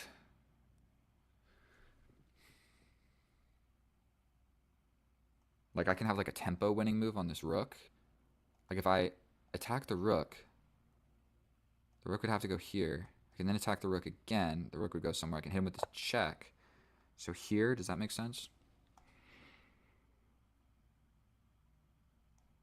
That's what I see immediately. Check. Check. Block with the rook. I hit you with the check. If you take, I win the rook. If you step up, I hit you with check. Oh, you can run this way. Here, here, here. Really can't be trading rooks in a situation like this. I'm going to be honest with you. Here, here, push. King comes here. I don't think I'm going to be able to save it. We step like this. 13 seconds. Oh my god. I only have 3 seconds each move. This pawn is weak now. I need to push it. I'm so scared. I can grab this pawn. This bishop sucks. Now he's gated out by this guy. Maybe I go like this. Defended by this. Here. Here. Pushing this seems... I think we're just going to take. Not even going to calculate anything. We step forward. We're attacking the knight. The knight comes here. This is defended. I'm ready to defend. This guy's under attack. Attacking this pawn.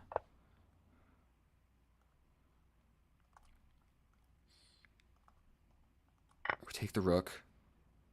He gets out with the knight. I attack this pawn. He can't come forward. I'm attacking this pawn. He can push forward his check, but then I step in and maybe we got some hope. I can also attack this. We're going to step forward. I think that does like 2 things. We're then going to push this pawn so he can't push this pawn. He's going to attack this. We're going to defend it with the bishop. I'm so scared of like a fork. I think I step in. I'm all of a sudden winning somehow. I'm going to be honest, I didn't calculate anything towards the end. We're going to step here. This is a pass pawn. Please take it, bro. Please. It's defended. and I can attack this and you have no way of defending it as well. I think we're going to take this. We step all the way back. He can take this. If he takes this, he loses. If he takes this, he comes back over here. We step in. In the moment where he steps something like this,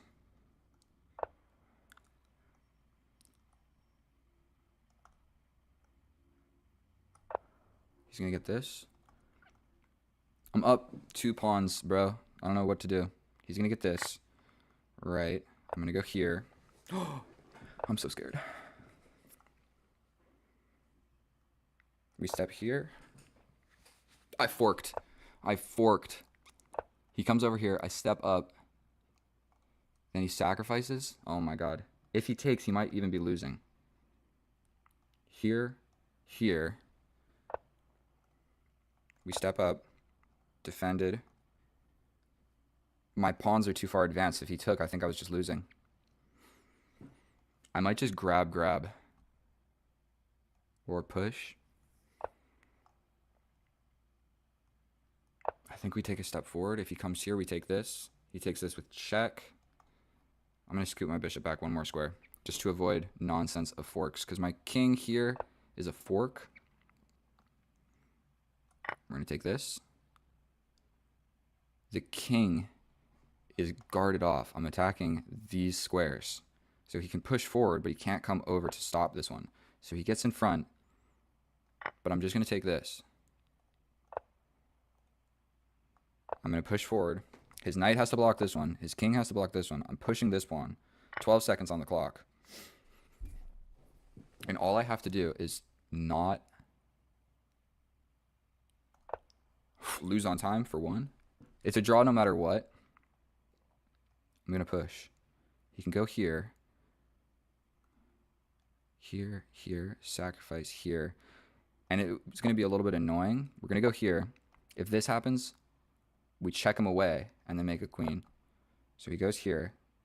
That's check. No nonsense. He can go here. We check the moves. He can go here. We hit him with a check. Literally, I just don't want to lose on time. So we're going to make a box. We're making a box. I'm so scared of stalemating, bro. 17 seconds. Okay, we have put together some time. Make a box this way. We bring the king. We hit him again.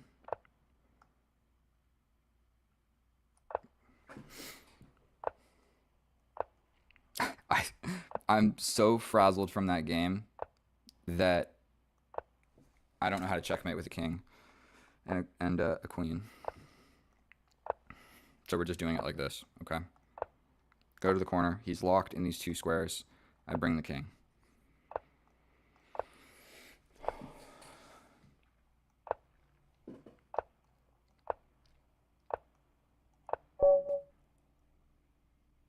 Oh my god. Oh my god. Oh my god. Oh my god. That was...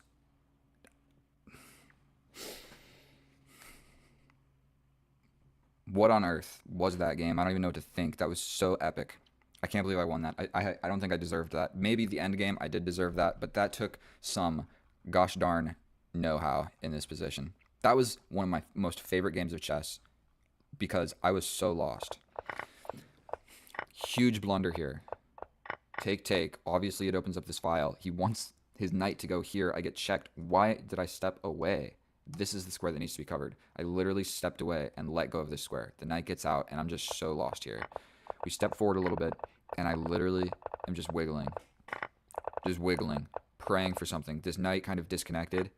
Then he sacrificed down the exchange. He didn't need to do that because it's not like he was winning by that much. He was just up in exchange, and now he trades down in exchange.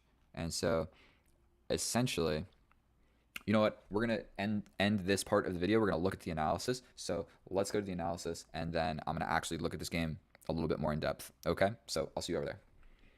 Oh boy, was that a doozy. And if you've made it this far in the video, then I'm literally like emotional right now. Like if you saw, I just got quiet. I couldn't even checkmate with the king and the queen because it was like I was in such a losing position for such a long time, and then it just all sudden he traded back the exchange in an end game, and oh my god.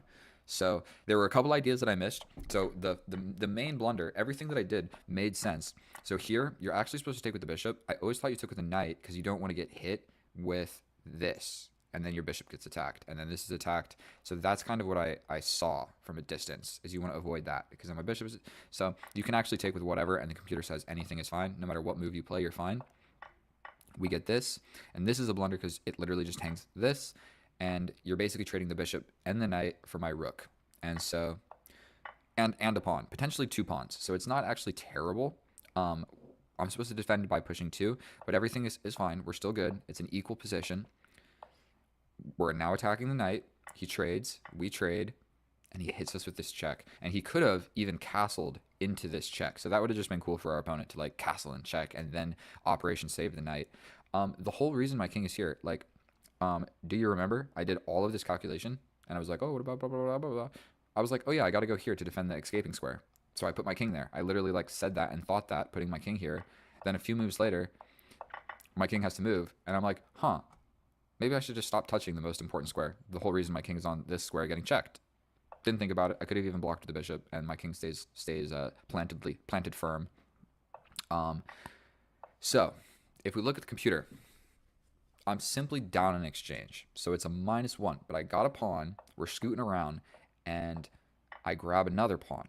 So now all of a sudden, the material difference is only 1 point of material difference. If you can see it at the very top, I know it's like cut off small over here.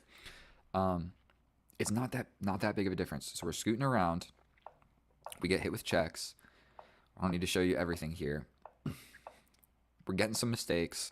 He steps back, and this is kind of a pivotal moment. He had the opportunity to infiltrate with his rook. He could have either gone in all the way or questioned my rook and made my rook do something, and then simply you bring the knight, you trade this off, and if I try and do something fancy, then you're able to just bring the other rook with check or whatever. So this is a blunder because of this tactical sequence. So I was even just explaining you could go here. You got to go here and question my rook because basically what you do to win this game is you get rid of my rook because rook versus bishop, like rook, and knight versus... We got the same number of pieces, just your pieces are better.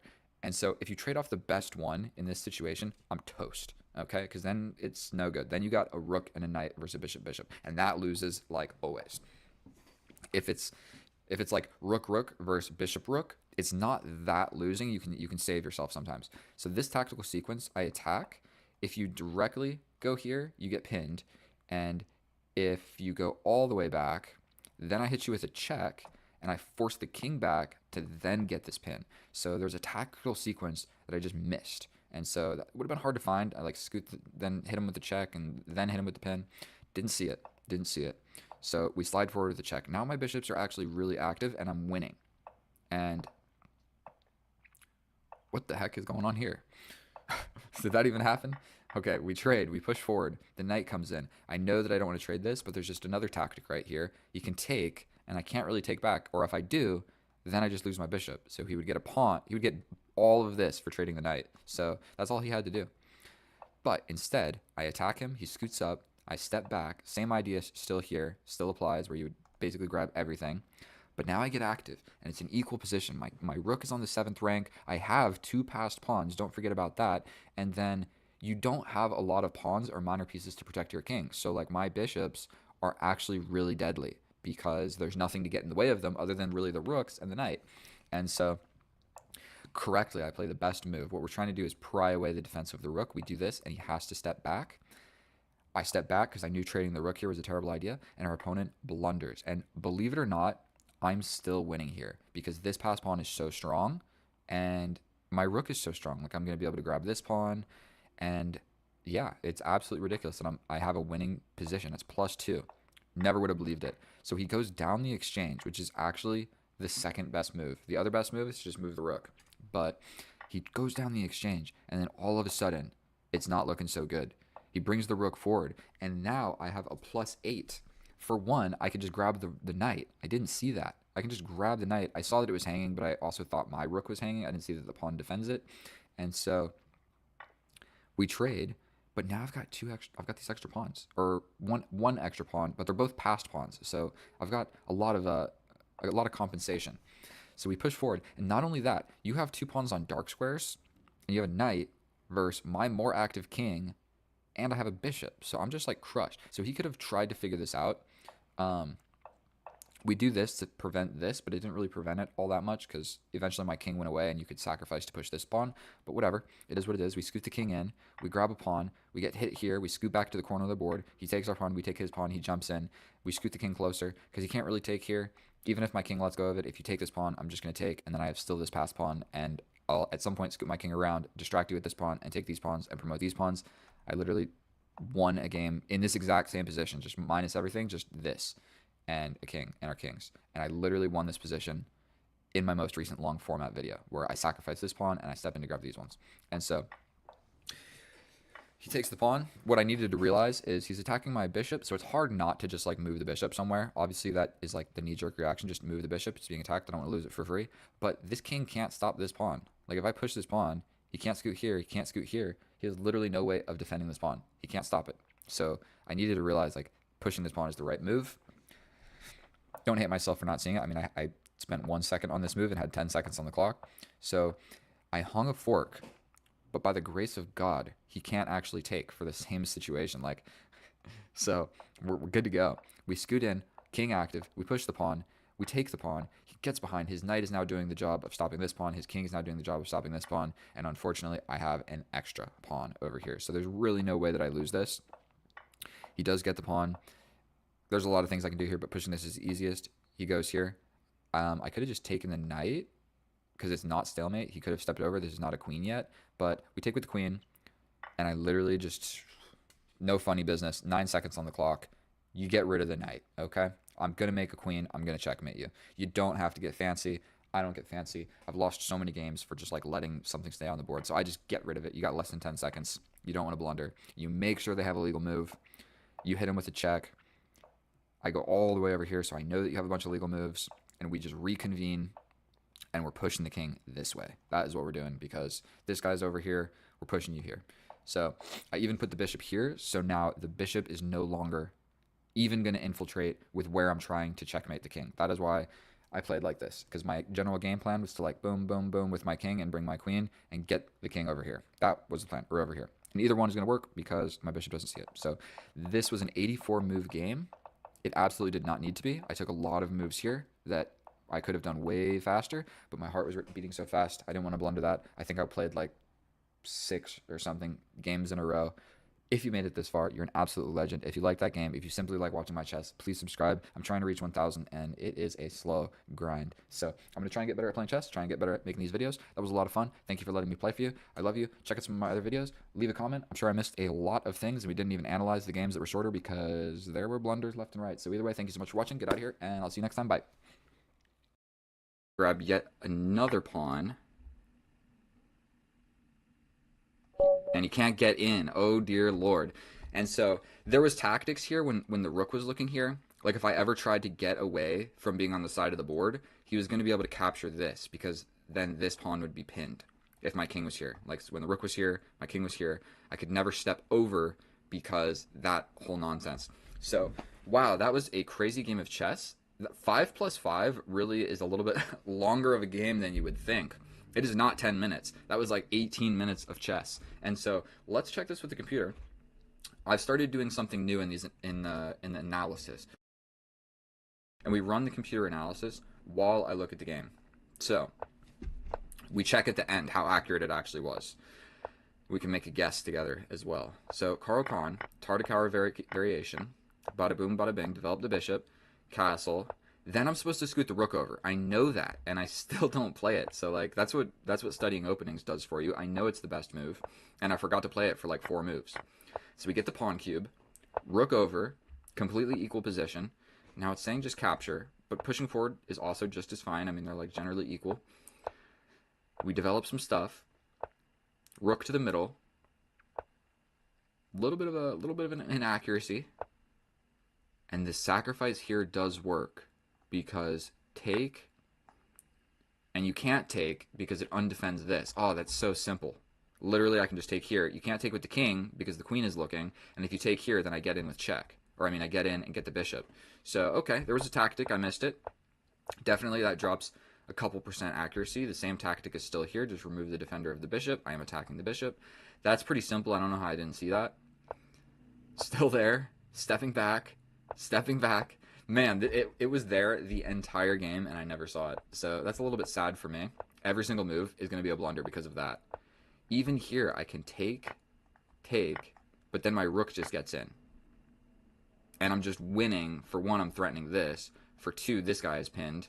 And not only that, if I take with the bishop, then my queen is getting in. So rook sacrifice for the bishop to open up the position. I don't really like making moves like this because I screw them up later on. Like, this is the best move if you play decently accurate after that. And sometimes that just doesn't happen for me. So we trade like this. Develop the knight, all decent. And white is just losing. We take. Knight to the middle with check. We trade this off. Yet another blunder. Oh, dear Lord. We then push forward. Inaccuracy. This game is just smattered with mistakes. Completely equal here if he goes for this, because generally he's going for this check. And if he gets this check on this diagonal, well, I have to bring the queen, but then he could, like, pin the queen or something. No, he couldn't. This is the best move. It's equal, but he makes this move, and all of a sudden it's not equal. My queen gets active. I'm attacking the rook. He's got to move the rook. This makes sense. The pawn is pinned. We attack the queen. Okay. We go here. Check. Up. Here I was just kind of like trying to farm some time because I was in low time. He has to defend. Check. Over. And I just go for a queen trade. So in this position, for one, I can just grab this pawn. I can go here and with the idea of bring this guy, and that actually becomes quite scary. So we're making way for the rook getting in. But I just wanted to trade the queens because, I mean, that queen was kind of scary. This whole situation was a little bit scary. So we trade, step forward. We're good. You have to defend with the pawn, and this is the tactic that I was talking about. I can never go anywhere on this file because you can just capture this pawn, and that sucks. So we grab a pawn, we take the rook, we grab another pawn, and then at this point I have a 3-on-1 rook, but I also have a rook, and then a 3-on-3. And not only that, this guy can't even come forward. Like, this is covered by the rook, pawn. So he can't even come forward, which sucks. Like, if he could somehow get his king here, then it becomes harder for me to win. But, okay, what do you guys think? I think probably like 78, 74% accurate. Let's see. 77. Okay. I was actually pretty close. 6 blunders. But every single one of those blunders, so that was super inaccurate. But if you just forget about, where is it? If we just forget about all of these moves, because these are all blunders, like every single move, from the moment he puts his bishop here. So this move is a blunder. This move is in inaccuracy. This move is a blunder. This move is a blunder. This move is in inaccuracy. This move is a blunder. So and then this is a mistake. So basically all of my moves were bad because there was this in the position. So if we just forget about that one tactic, more or less it was fairly accurate of a game. But I mean, yeah, I completely missed sacrifice to remove the. What even was it, bro? I sacrificed the rook to remove the defender to just get active. There was that, and then there was also grabbing the pawn to remove the defender. And not only that, it's actually pretty bad. So like, boom, boom, and then I'm just in, attacking this and attacking the queen. And no matter what you do, so like say you defend, well then I just get in. And not to mention, I'm supporting this for my queen. So man, that would have just been winning on the spot, and I missed it like 17 moves in a row. Okay, not really that many, but thank you so much for watching my video. Sorry, my mouth is watering. You guys are the best. If you made it this far, I love you. And please subscribe, and I'll see you in the next one. Bye. Oh, hello and welcome back. Thank you so much for clicking on my video. Today we're going to do something a little bit different. We're going to do a 10-minute game of chess, but what we're going to do is we're going to attack as viciously as possible, and we're going to guess my accuracy at the end of the game. And so we are going to get exactly what we asked for with the Sicilian on the board. Open Sicilian, quite possible. We're just going to go for it. And then as a bonus, I'm going to go ahead and solve this while we do the game, okay? So obviously we're going to capture this back. If the pawn comes, I believe that we step on over. We're going to just develop this knight, and I'm going to get this thing all messed up. I'm pretty sure we just need to push F3 and defend our center. Can't be a bad move. Also developing my bishop would make sense, but maybe let's just. I think you can't be playing h6. H6 is an incredibly weak move, and so I can jump around. Let me think for a second. Is that the same position I go for this? This knight is already here, so if he hits me, I believe we just trade this off. Bishop here. I need to push this pawn. I'm putting the bishop there because I don't know where else to put it. So we are going to just push this pawn, defend our center. Our center is going nice and beautiful. I am ready to castle, but I would really enjoy castling the opposite side and just playing a nice little attacky game of chess. Unfortunately, he has the pawn break in the position. Almost guaranteed I'm not supposed to castle opposite, but we're here for the content, okay? So we're going to do it and just absolutely... I know that this is not an accurate move because he's got the open B file. Like, I'm castling directly into it, but we're just going to see what happens. You're going to have to absolutely outplay me in this game, or we're going to see what happens. Boom, boom. Step 1 of the cube. Almost complete. Where are we at with this thing? So he develops the bishop. Definitely he's got his bishop eyeing down my king side of the board, which is a little bit scary. Don't love it. So I think what we're going to do is launch a pawn. Like, yes, this is happening. His queen coming over here, I can potentially just push. His attack is going to arrive quicker than mine. What if we break in the center? What if we push this pawn, push this pawn, push this pawn? Sacrifice a bishop. This game of chess, there's no draws. I'm either going to win or I'm going to lose horribly. And this is the first step of the cube. You get the little white cross. So he wants to break open the center. My options are as follows. Take, and then he gets a nice little big black center, or don't take and get forked or kind of do something. So I think we're just going to take. He takes back. This fork is still definitely something that we need to consider. Sacrificing my bishop to open up the position. Play this first.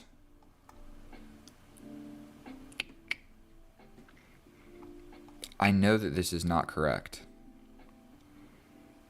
And then if I get rid of this dark square bishop, I'm really losing a lot of my steam for the attack. And so, what if we push a pawn first? He then hits us with the fork. We then sacrifice. He could take. So I feel like I need to do something first. Then we jump in if he takes. I feel like I'm going to trade off too much stuff. What to do, what to do.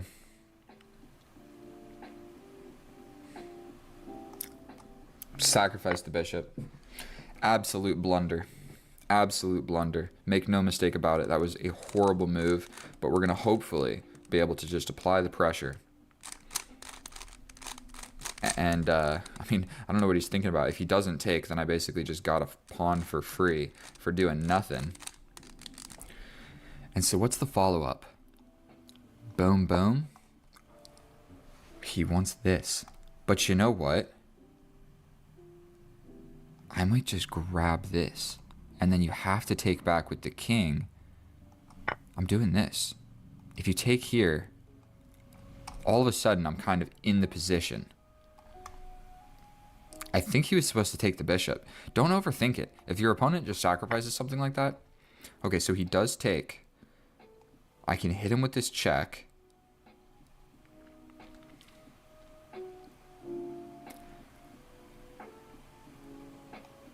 If he goes here, I have this check. So he's probably not going to play that. I mean, this is obviously the correct move. Check. This knight is super, super uncomfortable. And I might just, like, try and push this pawn. I would love to just get rid of this pawn, actually. This is still hanging. This is another check. Then the knight would come back.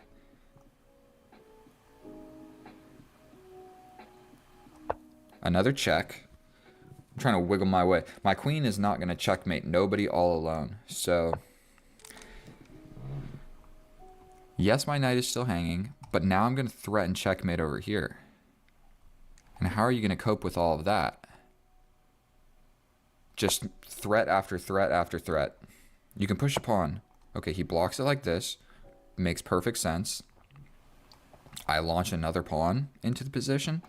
My knight is still hanging. That is very true. But if I push this, he can kind of cut me off like that, and that's not super fun. That did just hang the bishop, actually. That did just hang the bishop.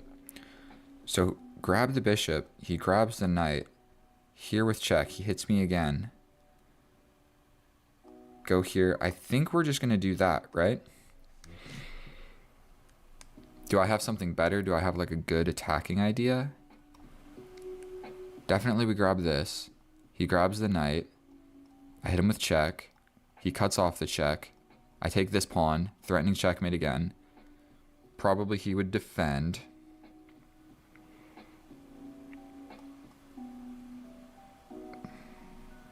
Let's do it.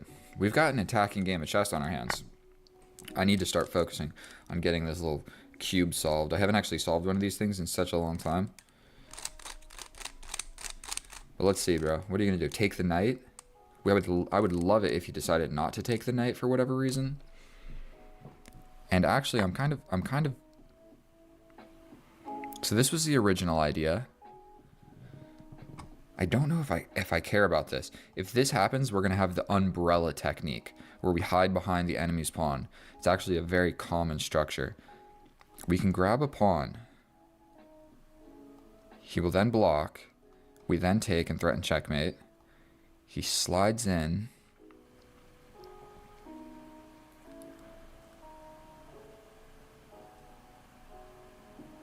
Let's calculate this a little bit better. Here, here, here. This with check, I have to step over. Then he's kind of getting to defend. I want to just get rid of my pawns. If I can get rid of these pawns, it's looking real good for me. I can also take like this. But he could then threaten like a queen trade or something. So I think this one with check is more forcing. I'll clear out this pawn. And it's completely even. Like, he's got my knight, but I got 3 pawns. And those were the 3 pawns defending this king.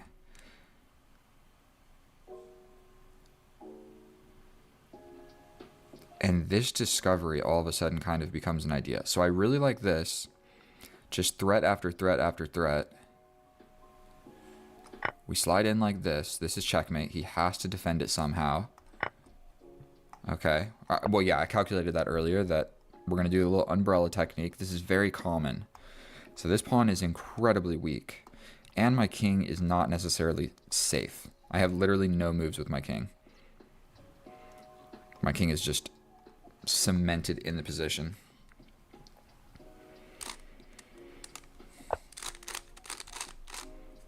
So that defended the checkmate. 4 minutes. What are we trying to do here? He can also just kind of slide over, but this bishop is doing a great job. What about boom boom? He can also move this anywhere.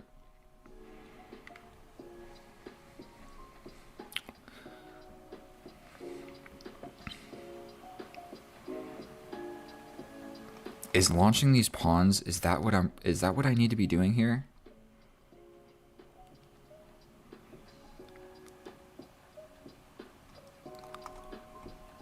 I mean, I just feel like this makes sense.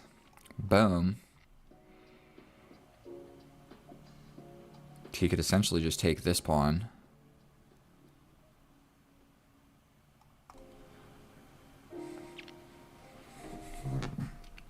What if I take a step closer?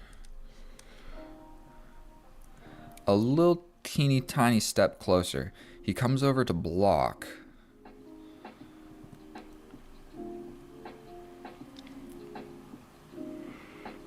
No, that's not going to work. We step back. I'll probably just get hit. Now my queen is kind of a liability here. Push, push. Does any of this make sense? I want to just push this, but then he can just capture. I step forward, then he comes in. I think we're just going for this. If we do see this, I step forward. And then all of a sudden this file's open up. So we're actually maybe hoping that he does this. I wanted to get rid of these pawns anyway.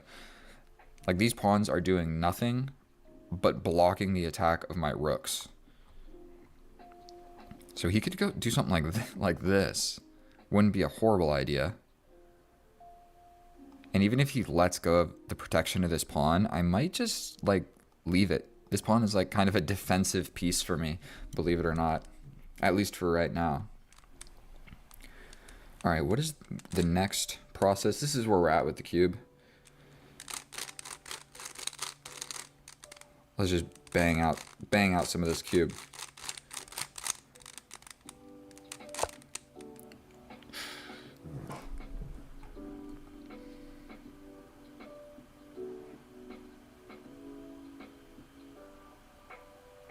I mean, this is a forcing type move. He would probably step... No, he couldn't step back there. So if he goes here...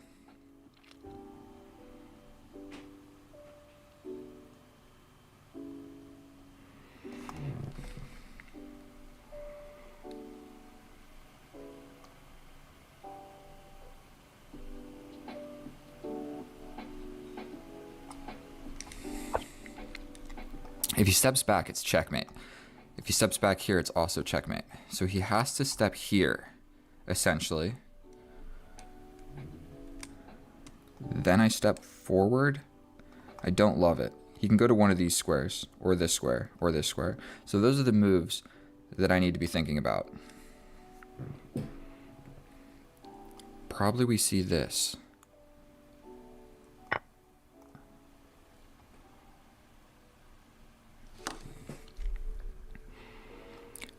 Check here. Check. He takes with the queen. I pin the queen. He takes my rook. I hit him with check. And then it is rook, rook versus bishop, rook. Don't love it. So here, here, take the queen. Take the bishop. Then I think that I think that works. I take here, I get the knight, he gets my queen, I give up the bishop, he takes the bishop, I take the bishop, and then I'm just good. What am I doing? We take this. He can desperado, but then I get to defend my bishop. We take with check.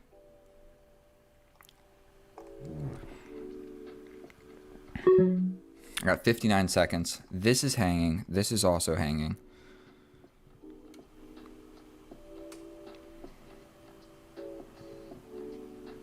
What's more important? Let's just go here. He can grab that. If he doesn't, I scoot forward and defend it.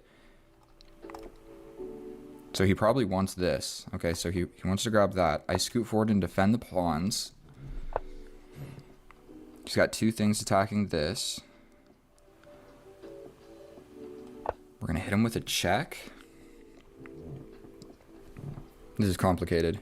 I got 40 seconds to do this cube. Oh boy. What have I gotten myself into? Go ahead and spend 2 minutes on that, bro. Okay. I can also just hit him with this check.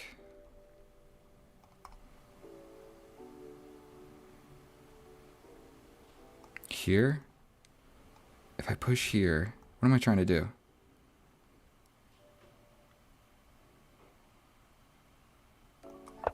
Pushing this. He can grab this. I scoot my pawn forward a little bit more. Back rank checkmate ideas are definitely something to be aware of. I would love, absolutely, I would love to.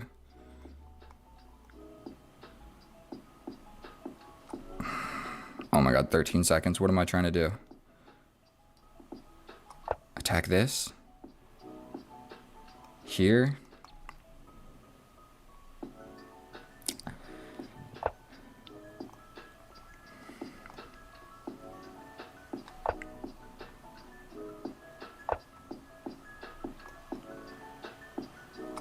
Six seconds. That. We're gonna go here. Can't stop it, bro. You can't stop it.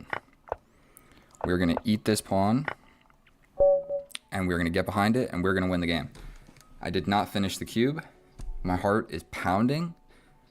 Should I finish the cube? I'm not gonna make you guys. I'm not gonna sit here and we're giving up on the cube. Mission not accomplished. But we won the game of chess. Me and my cardigan.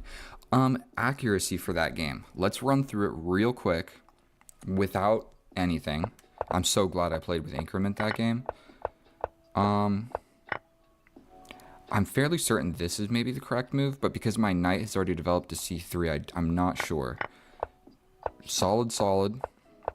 This is guaranteed not a good idea. That was such a good game of chess, though. Like, just an entertaining game of chess. We throw a pawn, we take, and sacrifice the bishop. Guaranteed that is like losing at least 10% accuracy off that. And then really just sacrificing. These moves probably made a lot of sense. I know there was I think that was probably the correct sequence as well, just trading off into a winning endgame. Just because you attacked and sacrificed stuff doesn't mean you got to do it. I think potentially I was supposed to push. And if he takes, then I take, then he takes, then I defend like that. Something like this. Rook and pawn endgames are really tricky. So I'm going to say I think that I played maybe 83% accurate. Let's go check it with the computer. Make your guess, put it in the comments before we go there, and we're going to run the computer analysis. I'll see you there. Here we are in the analysis, and oh my goodness, that was such a good game of chess by me. I can't actually believe it that all of that worked, and just wait till we go through it with the computer. But I played 93% accurate with 6 inaccuracies and 1 mistake, and my mistake was in the end game, but I'm still winning. So those are the mistakes in the end game. When you have a +9 advantage and you make a mistake and then you have a +5 advantage, who cares? Or you have like a mate in 7 and you don't see it and you like win a queen or something. Those mistakes are the best type of mistakes that you can make because everything is winning. Making a mistake in like the opening or the middle game is normally a lot worse. 93% accurate, 6 inaccuracies. 3 of those, one of them I called and knew it was an inaccuracy, but I wanted to castle opposite. Then 3 more in the end game, essentially, that didn't matter. Our opponent, 4 inaccuracies, 3 mistakes, 2 blunders, 86% accurate.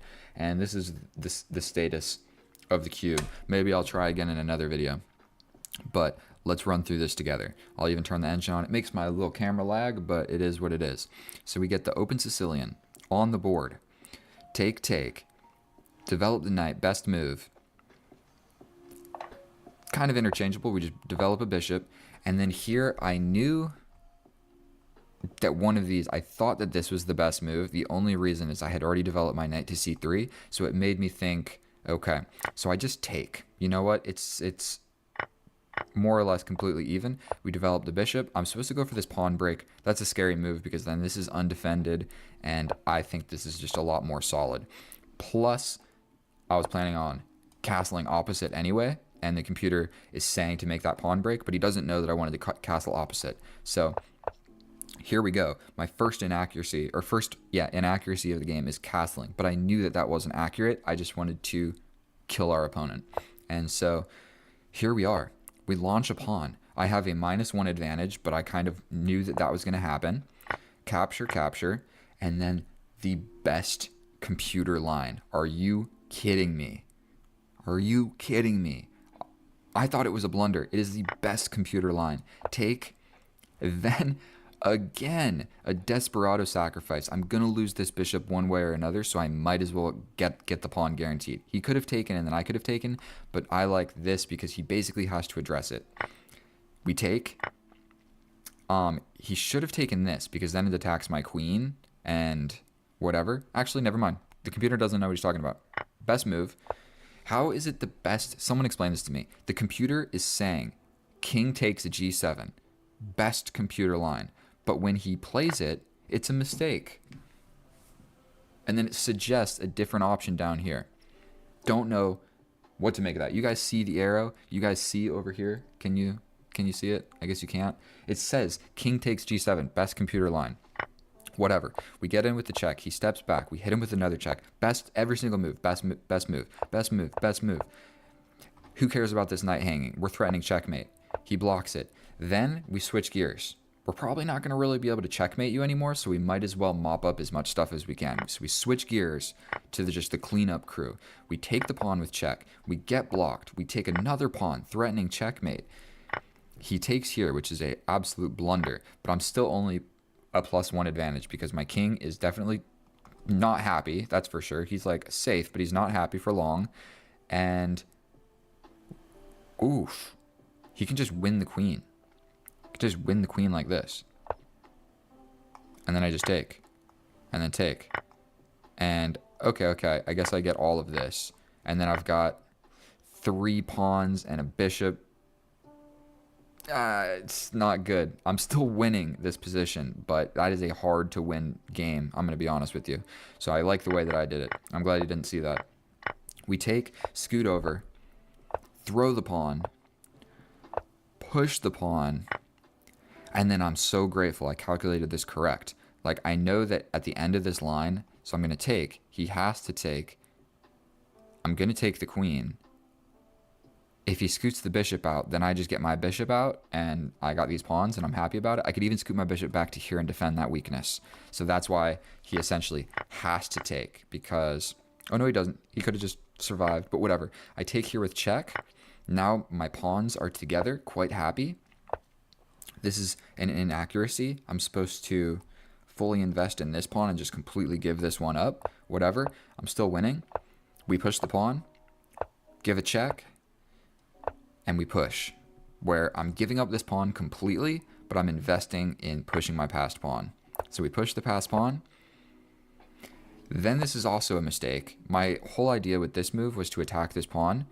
This pawn is defended, so that move made 0 sense, but I had 11 seconds. I made that move with 11 seconds on the clock, so whatever. Then I realized this is the right idea. We jump into the position a little bit more. There's other better moves in the position, but he goes here. This is something that you should just know and be aware of. You have the option of taking either rook. This rook is blockading my pawn from becoming a queen. So when we take this rook, he has to take back, then my pawn can push. If you do it the other way, there's a rook still on this square and I can't push. So he takes, I take, and this is a little bit scary, but we're sliding over. We take, no matter what he does, I'm coming over here. I'm winning this. This pawn is a pass pawn. Don't even need these pawns. I can checkmate with just the rook and the king. That was a sensational game. One of my most favorite games. If you guys enjoyed that, if you learned anything, please subscribe. I just reached 400 subscribers. I definitely did not solve the cube, so we will try to do that again in a different video. I can solve it in like 1 minute, but when I'm playing chess, can't solve the cube. Can't solve the cube. That was my first time ever doing that. So thank you so much. I love you. I'll see you guys next time, and you're the best. Bye. Oh, hello, and welcome back, and thank you so much for clicking on my video. In today's episode, we are playing for all the marbles, because I have not played a rated rapid game in quite some time, and now I have a question mark next to my name. So what we are going to need to do is destroy this opponent, and we are going to be doing so by the first move, c6. With the simple idea of supporting the pawn in the center, we will then develop our bishop, I believe, before we close the pawn chain. Now, please forgive me if my arrows are horrendous in playing this new one. If you check right here, boom, I got a new mouse because I am sick and tired of the lag on my other mouse. So this one actually has a wire. See that? So it actually has a wire. I'll give you guys a closer look. I showed this on a stream, but look how cool this thing is. It's a $40 mouse, the nicest mouse that I've ever owned in my life.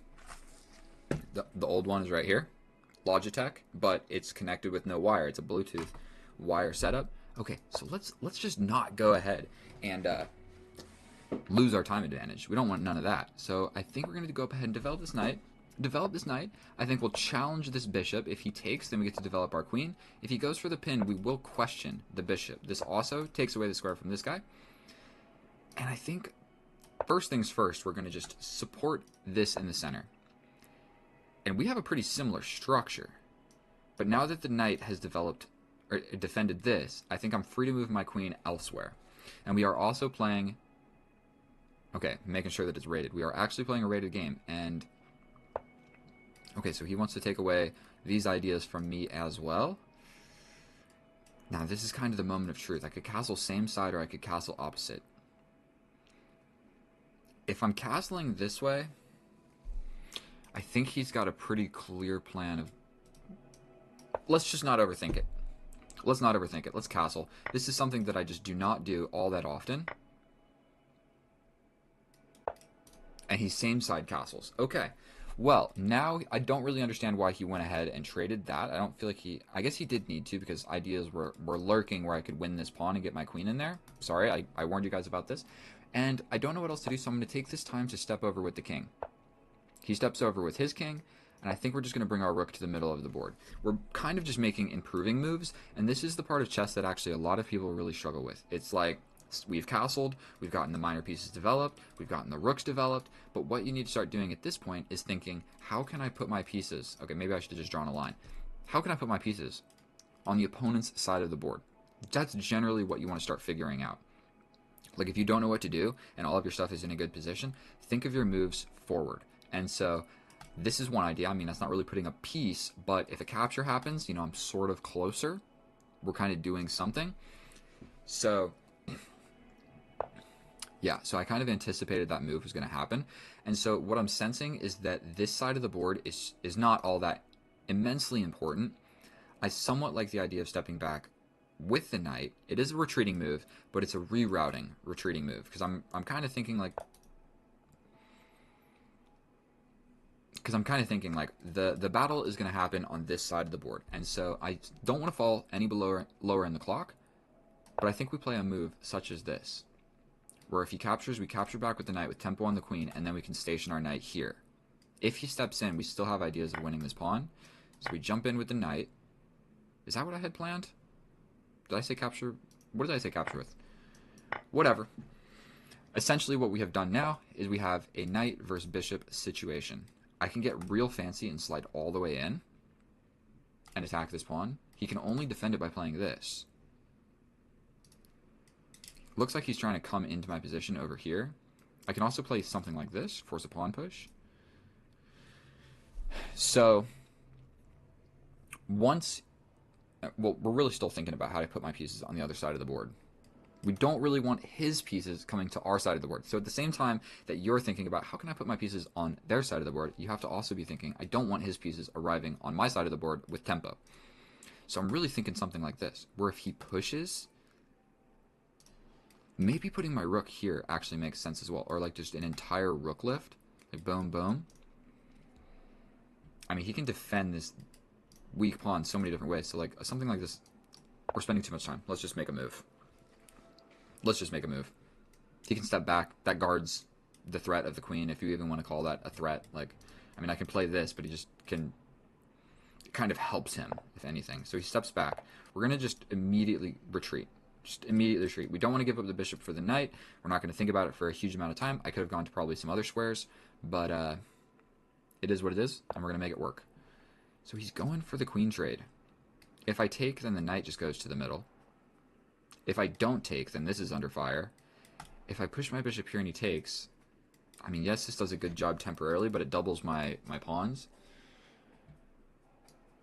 But let's just see what happens. We'll just trade the queens for the simple reason of maybe we can trade the rooks and get into some sort of king and pawn endgame, king and pawn with bishops and rooks, or bishops and knights.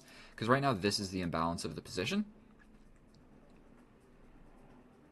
And that's really all we got going for us. He can capture back 3 different ways. Probably just putting the knight in the middle. Unless he wants to make it completely struck. Oh, he wants to go this way. So this gives me this diagonal. That's what I first see. But I think first things first, we're going to take these squares away from the knight. Fairly reasonable. I could do this and he pushes. That puts a lot of pawns on these dark squares. I should probably start thinking about what to do with my rook. Let's just do this. I feel like it can't be a terrible move. He pushes forward, I step back. Oh, goes that way.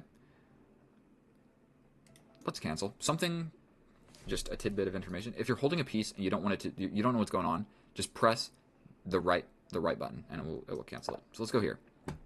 Now, essentially, if the knight lands on this square, we'll almost definitely have to take. But what we're really going for is an endgame. You know, we're going to check this guy's profile. He doesn't play bullet. He doesn't play blitz. What if I push? What does that accomplish? Take, take, take, take. I like this. Where if he pushes, I take, and it splits his pawns. So I like this. That's kind of my immediate idea. He could push here, but then I just take, take. We're not going to think about it anymore. I'm down a minute on the clock. I think we need to make some moves. We need to make some stuff happen, and nothing is happening. So capture, capture. He could push. He could be real brave. Like that's not a terrible move to just push forward.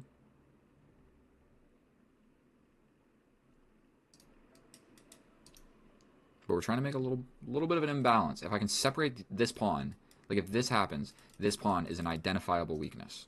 Immediately it has a weakness in the position. Also, if he takes, he does not have this pawn push. And so I don't know what that move accomplished right there. But I think we just take. No? We take. He takes back. And are we still worried about all this? We also kind of have tempo on this rook. What do we do? What do we do? What do we do?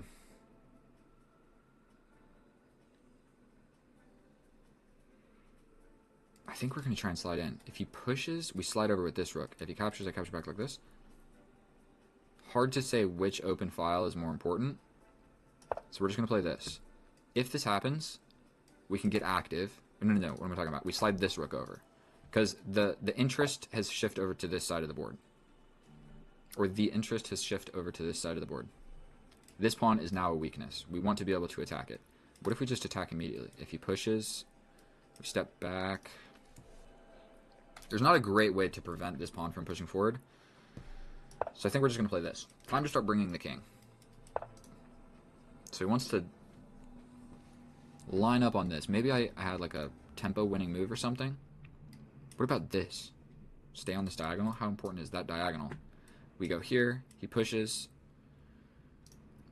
What about just sliding in? He then pushes. We step back. If he takes, I take. I think we're going for this. Where if we trade, I feel like it's a positive transformation in the position for me. That is generally what I'm thinking. And so we're going to just trade. Tempo on this guy. We do this. You step back. I attack this.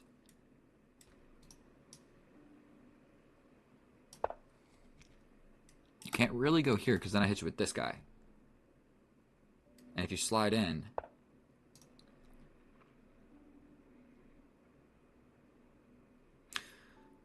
my spidey senses are tingling. I want to freeze this.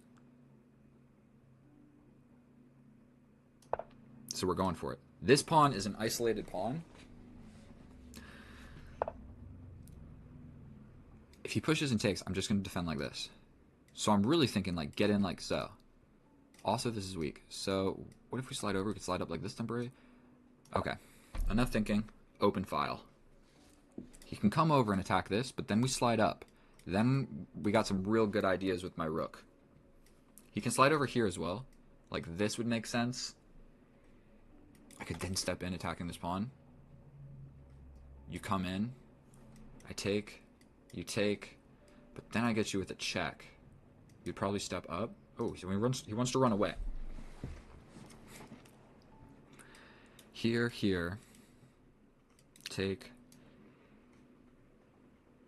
I think we need my king a tad bit closer. Now he is one step away from defending. So I think we just apply pressure to this, right? Oh, he just defends it like so. That was pretty reasonable. We can force the trade, actually. So what about this? Take, take. We've got pressure here. Let's do it. Bishop versus knight is kind of what we were hoping for. You could play something like this, where I take and the bishop comes in. Boom. Okay. Still probably a draw, but what we're trying to do is like boom, boom, boom, boom, boom, boom, boom. Really? Is that really my plan? And this is a little bit of a fake out move. He does have stuff over here.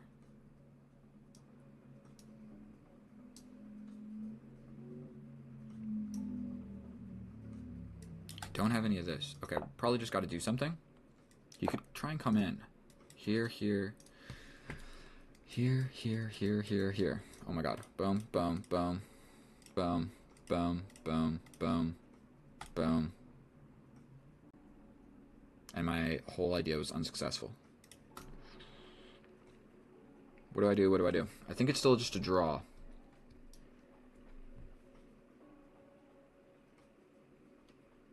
Here, here, here, here. Or the knight. No, the knight's not going to come in. Let's just do something. I'm not really sure what else to do. Here, here.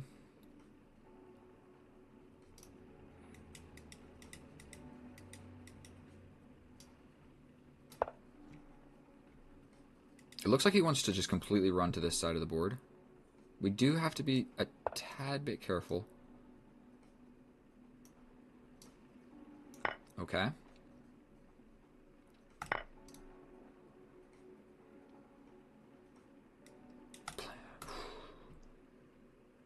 Who is winning this? He's got this now. With check. I could step over.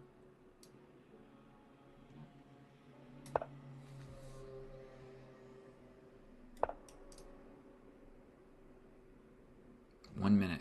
Gosh darn it.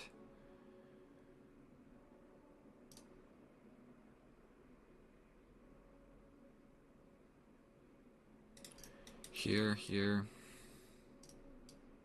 I don't know what to do. That's a weak move, but I want to stay eyeing this. He could start trying to like bring this guy. Rerouting this, does that really make sense? But the knight is just doing a great job of defending this. And if I try to make this journey with my king, I just don't believe in it. I don't think that that's ever going to work for me. Okay, so it seems like he wants to bring his king this way. My bishop is like more or less trapped on this side of the board. Now this is defended.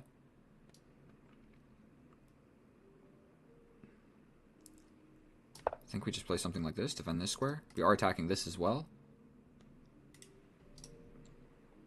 If he plays check. Check here, and then I step in and get this. What about this, though? Here, here. That became a passed pawn. Let's just do it. I think a nice well-timed capture always makes a little bit of sense. Okay. You can just kind of go here. If I run too far, he's going to play something like this. But he can't go anywhere either. Okay.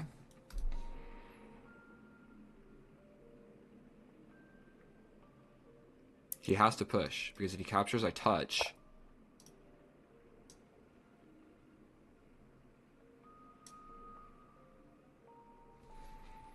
Here, here, here, here, and then I just lose. If I capture, he captures back. I push here. He captures. We have to play this.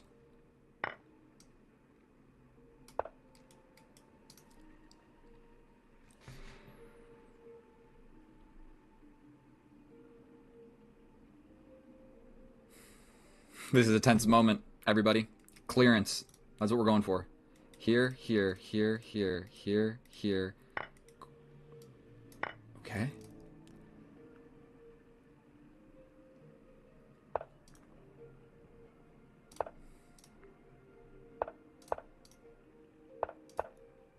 Bro, what are you doing?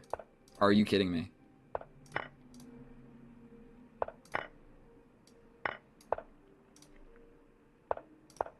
Are you flipping kidding me? He was totally winning. He was totally winning. Ah, chess is emotional. Oh my goodness.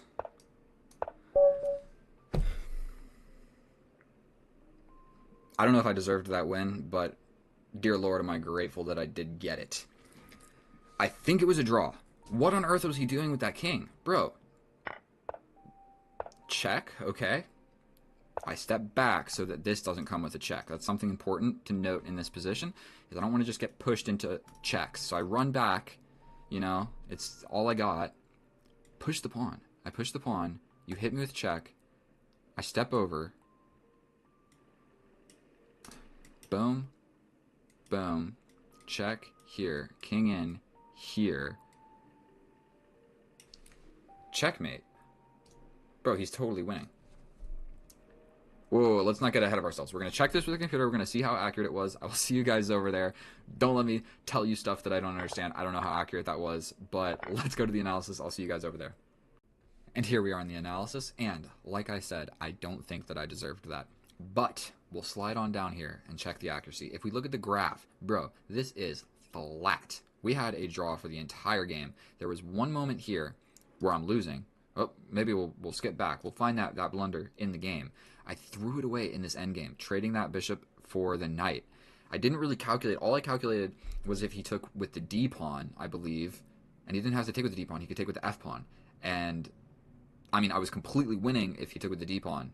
And I was like, you know what, it might happen, and I went for it. You cannot play hope chess like that, and I almost just learned a punishing way to have learned that immediately. So all of this stuff is not all that incredibly important. Now here, I can attack the bishop stacks back. Because I have the battery, this comes in with check. I kind of discredited how powerful all of that was. You don't see that too often, okay? There's normally like the queen guarding or something, so I just didn't even consider this. I did see this after, I suppose. I even mentioned it in the game. And so castling is a blunder, and then he captures. So he saw it here, and he said, okay, my best thing I can do is take. All I really saw was boom, boom, boom, and I win a pawn. But I didn't really think about that it was with a check. I kind of thought the castle would come in or whatever. So we completely miss it. Everything is completely equal. We both step over with our kings. We were playing copycat, essentially. We push forward, we attack. We got the bishop versus knight. Sliding around, everything is a complete draw. Boom, boom, boom, boom, boom, boom, boom.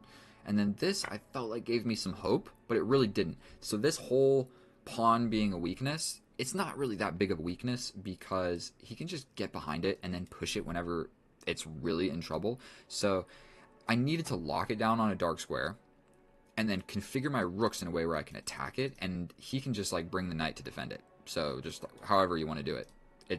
Like he did, okay? So where was it? Okay, everything's still equal. All these moves make sense. Let me just get active with the rook. Trade. It made me think, like, okay, that was one of the defenders of this pawn. We traded it off. Now figuring out a way to, like, attack it more. I literally even considered, like, bringing the king all the way around the board. So that didn't make a lot of sense. So we'd lock it down. I'm still dead set on figuring out a way to, like, apply pressure to this pawn and get the rook in here. And I even was literally thinking about this. That thought crossed my mind, okay? So that's how you know I'm not that good at chess. That's obviously not the right idea. Bringing the king to being active is the right idea. Okay, trading the rooks, great. Okay, king active. And I just couldn't figure out what to do here. And so I literally even shuffle around. We step around, we go back, put my bishop here, and then all that I really thought here, this is the whole point of the game, is I was like, okay, if he takes with the d pawn, I'm winning. I win the game. You can't defend this pawn. I win. And then you can't defend this pawn, and I win. Unfortunately, he can take with this pawn, and then I'm completely losing. So I didn't calculate that well at all. Now, calculating that this is not that hard. It's like once this is the position, yes, I have a passed pawn, but the king is in front of it. What you're going to do is push capture, capture, and I'm not going to be able to take back because all these squares are checks, so my king is going to be back here, okay? So like boom, boom. First I'm stepping back with the king, then you push, then I take, then you go, then you have 2 passed pawns, and you can bring the king to touch my undefended pawn. So yeah, that's not that hard to see, but with 1 minute on the clock, yeah, that is horrible play by me. Horrible play. And so, for all of the reasons that I just mentioned, he can absolutely push this forward. And if I don't take, he's pushing forward more. And so that's not good. And this whole idea doesn't work because he's got 2 pawns looking here. So pushing forward doesn't create a pass pawn. Okay? He just takes with this pawn. And so that's what we need to do. So I step over. He goes for it. I step back. What else am I going to do? I take. He takes. And right here, this is my last grain of hope. We push. Now, he can just take, because this is also a passed pawn. So then you would have 3 passed pawns against my 2. And yes, you can capture one of mine. But he takes the pawn. And really, what he needs to be worried about here is these pawns. Either you're taking here and you're worried about this pawn, or I just push, or I capture and push. It doesn't really matter because they're both going forward. And neither of them are checks. So winning this, like, you're not worried about this. If your king steps back, like, just, you got to have patience. In the end game, what's more important, winning the pawn or moving one of your pawns closer to the promotion? All that matters is pushing the pawns, okay? And he did not do so. I'm checking the time. I capture. He pushes with check. I step over. And it's a complete draw because, yes, I'm going to get this into a queen. And basically what I'm going to have to do is give a million checks and sacrifice for both of these pawns or something. And I don't know. But he goes on the pawn chase, which there is a very simple thing that you can do. You draw a square. If it is your move and you are not inside of the square, you are not catching that pawn, regardless of where the king is. So if the king is here, or the king is here, or the king is here, or here, he is going to catch the pawn. If the king is here, or here, or here, or here, or here, or here, or here, or here, anywhere outside of the square, and it is your move. And it is your move. That's the important thing. You got to calculate it on your turn. You can't calculate it on their turn, because then they can move the pawn forward, and the square gets a lot smaller. Okay? That's the square. This would be the old square. So you have to calculate it on your move. So all he had to do is say, okay, it's my move. Is my king inside of this square? The answer is no. So are you going to catch this pawn? The answer is no. So what you need to do is completely invest in your passed pawns. And how do you do so? I mean, I would probably push this one, and then this one, and then this one, and then I step over, and then you step over, and then that's checkmate. So let's see. Boom. Boom. I would have given this one. Oh, no, because then I step up. So you step in. We push. You give this check. If I step up, you step out of the way, okay? But then I'm making the queen. You're making the queen. I'm grabbing this pawn. Gets scary because we don't want to, like, have my king here and allow, like, this check to win the queen. But let's not get too far into the weeds. Long story short, he lost this game because he doesn't know something that you should learn at, like, 1,000 elo. You should just know that you're not going to catch this pawn. I have no idea what happened. What was he doing? Like, he was completely winning. He was completely winning, and then it was a draw. It was a draw, but he chases it, and now he's just completely losing. So he was winning, drawing, losing, all in the last, like, 10 moves of the game. And then this is pretty rudimentary. You cut the king off. So what we're doing here, he didn't leave the back rank. I guess he really couldn't. I guess this would have been the best move because it avoids being on one of the edges, okay? So run to the center if you're the king. If you're on the edge, you're in a bad spot. So, bada boom, bada bing, we cut him off like this. It's just the easiest way to pre-move, and we get a checkmate. Thank you so much for watching my video, and I am super excited about that because I gained 24 elo, which means I am now 2,000 rated, again, with no question mark. I am an official 2,000 rated player. Thank you so much for watching my video. I love you guys. Please subscribe, and I'll see you in the next one. Bye. Oh, hello, and thank you so much for clicking on my video. I promise not to disappoint. Today, I am 1897. I have been going back and forth, but hopefully, if I am able to win this game, I will reach 1800 for my very first time. Secondly, I'm on a mission to reach 1,000 subscribers. So if you're watching this video and you're watching it on the YouTube app, I'm going to give you a little bit of advice. You can download the DuckDuckGo app, and you can copy a video from the YouTube app, post it in DuckDuckGo, and watch it there with no ads at all, uninterrupted. So if that was useful to you, go ahead and subscribe because we're going to smoke this dude in a game of chess. Absolutely, let's go. We play c6 against everything and anything, no matter what. What are we going to see here? We develop the knight in case his capture comes through. We develop the bishop, and we make our little indestructible pyramid. We take back. Most likely we see a pawn push here, 1 or 2 squares. And then the next idea will pretty much be bring this knight. I believe in these situations, what am I supposed to do here? What am I supposed to do here? This is under attack, for show. But you know what? Is this the position where I'm supposed to just like let you do it? And then you take... Boy, we're like 5 moves into the game and I'm already flustered. I literally don't know what I'm supposed to do. I feel like I just ignore this. It's probably not advisable to be doing something like that. Let's just do it. I'm completely not sure. Oh, he gets out of it. So I think that I have to take. I think that I have to take because there was this fork at the very end. And he's up a pawn. Excellent. We love that. I can kind of like scoot back and attack the queen. I could push this pawn forward and maybe boot the queen around a little bit. I think we're going to go for that. And now we're just down a pawn. Oh boy. I spent all of that time. Now I'm down 2 minutes and I'm down a pawn. Down on the clock and down material. But you know what? It's just a pawn. I'm not going to freak out about it. We're going for this idea because if this happens, I can grab this pawn. And I think that's quite good for me. If he scoots back, we just take. If he goes over here or something, we can just attack him again. And if he comes over here, we attack him again. And if he goes over here, I think that we just got a pretty nice little attack brewing. So he might have to play something like this. Or over here. He needs to play in a type of way where he doesn't let me like develop my pieces attacking him. But this is developing with check pretty much no matter what you do. No matter what you do, that is coming.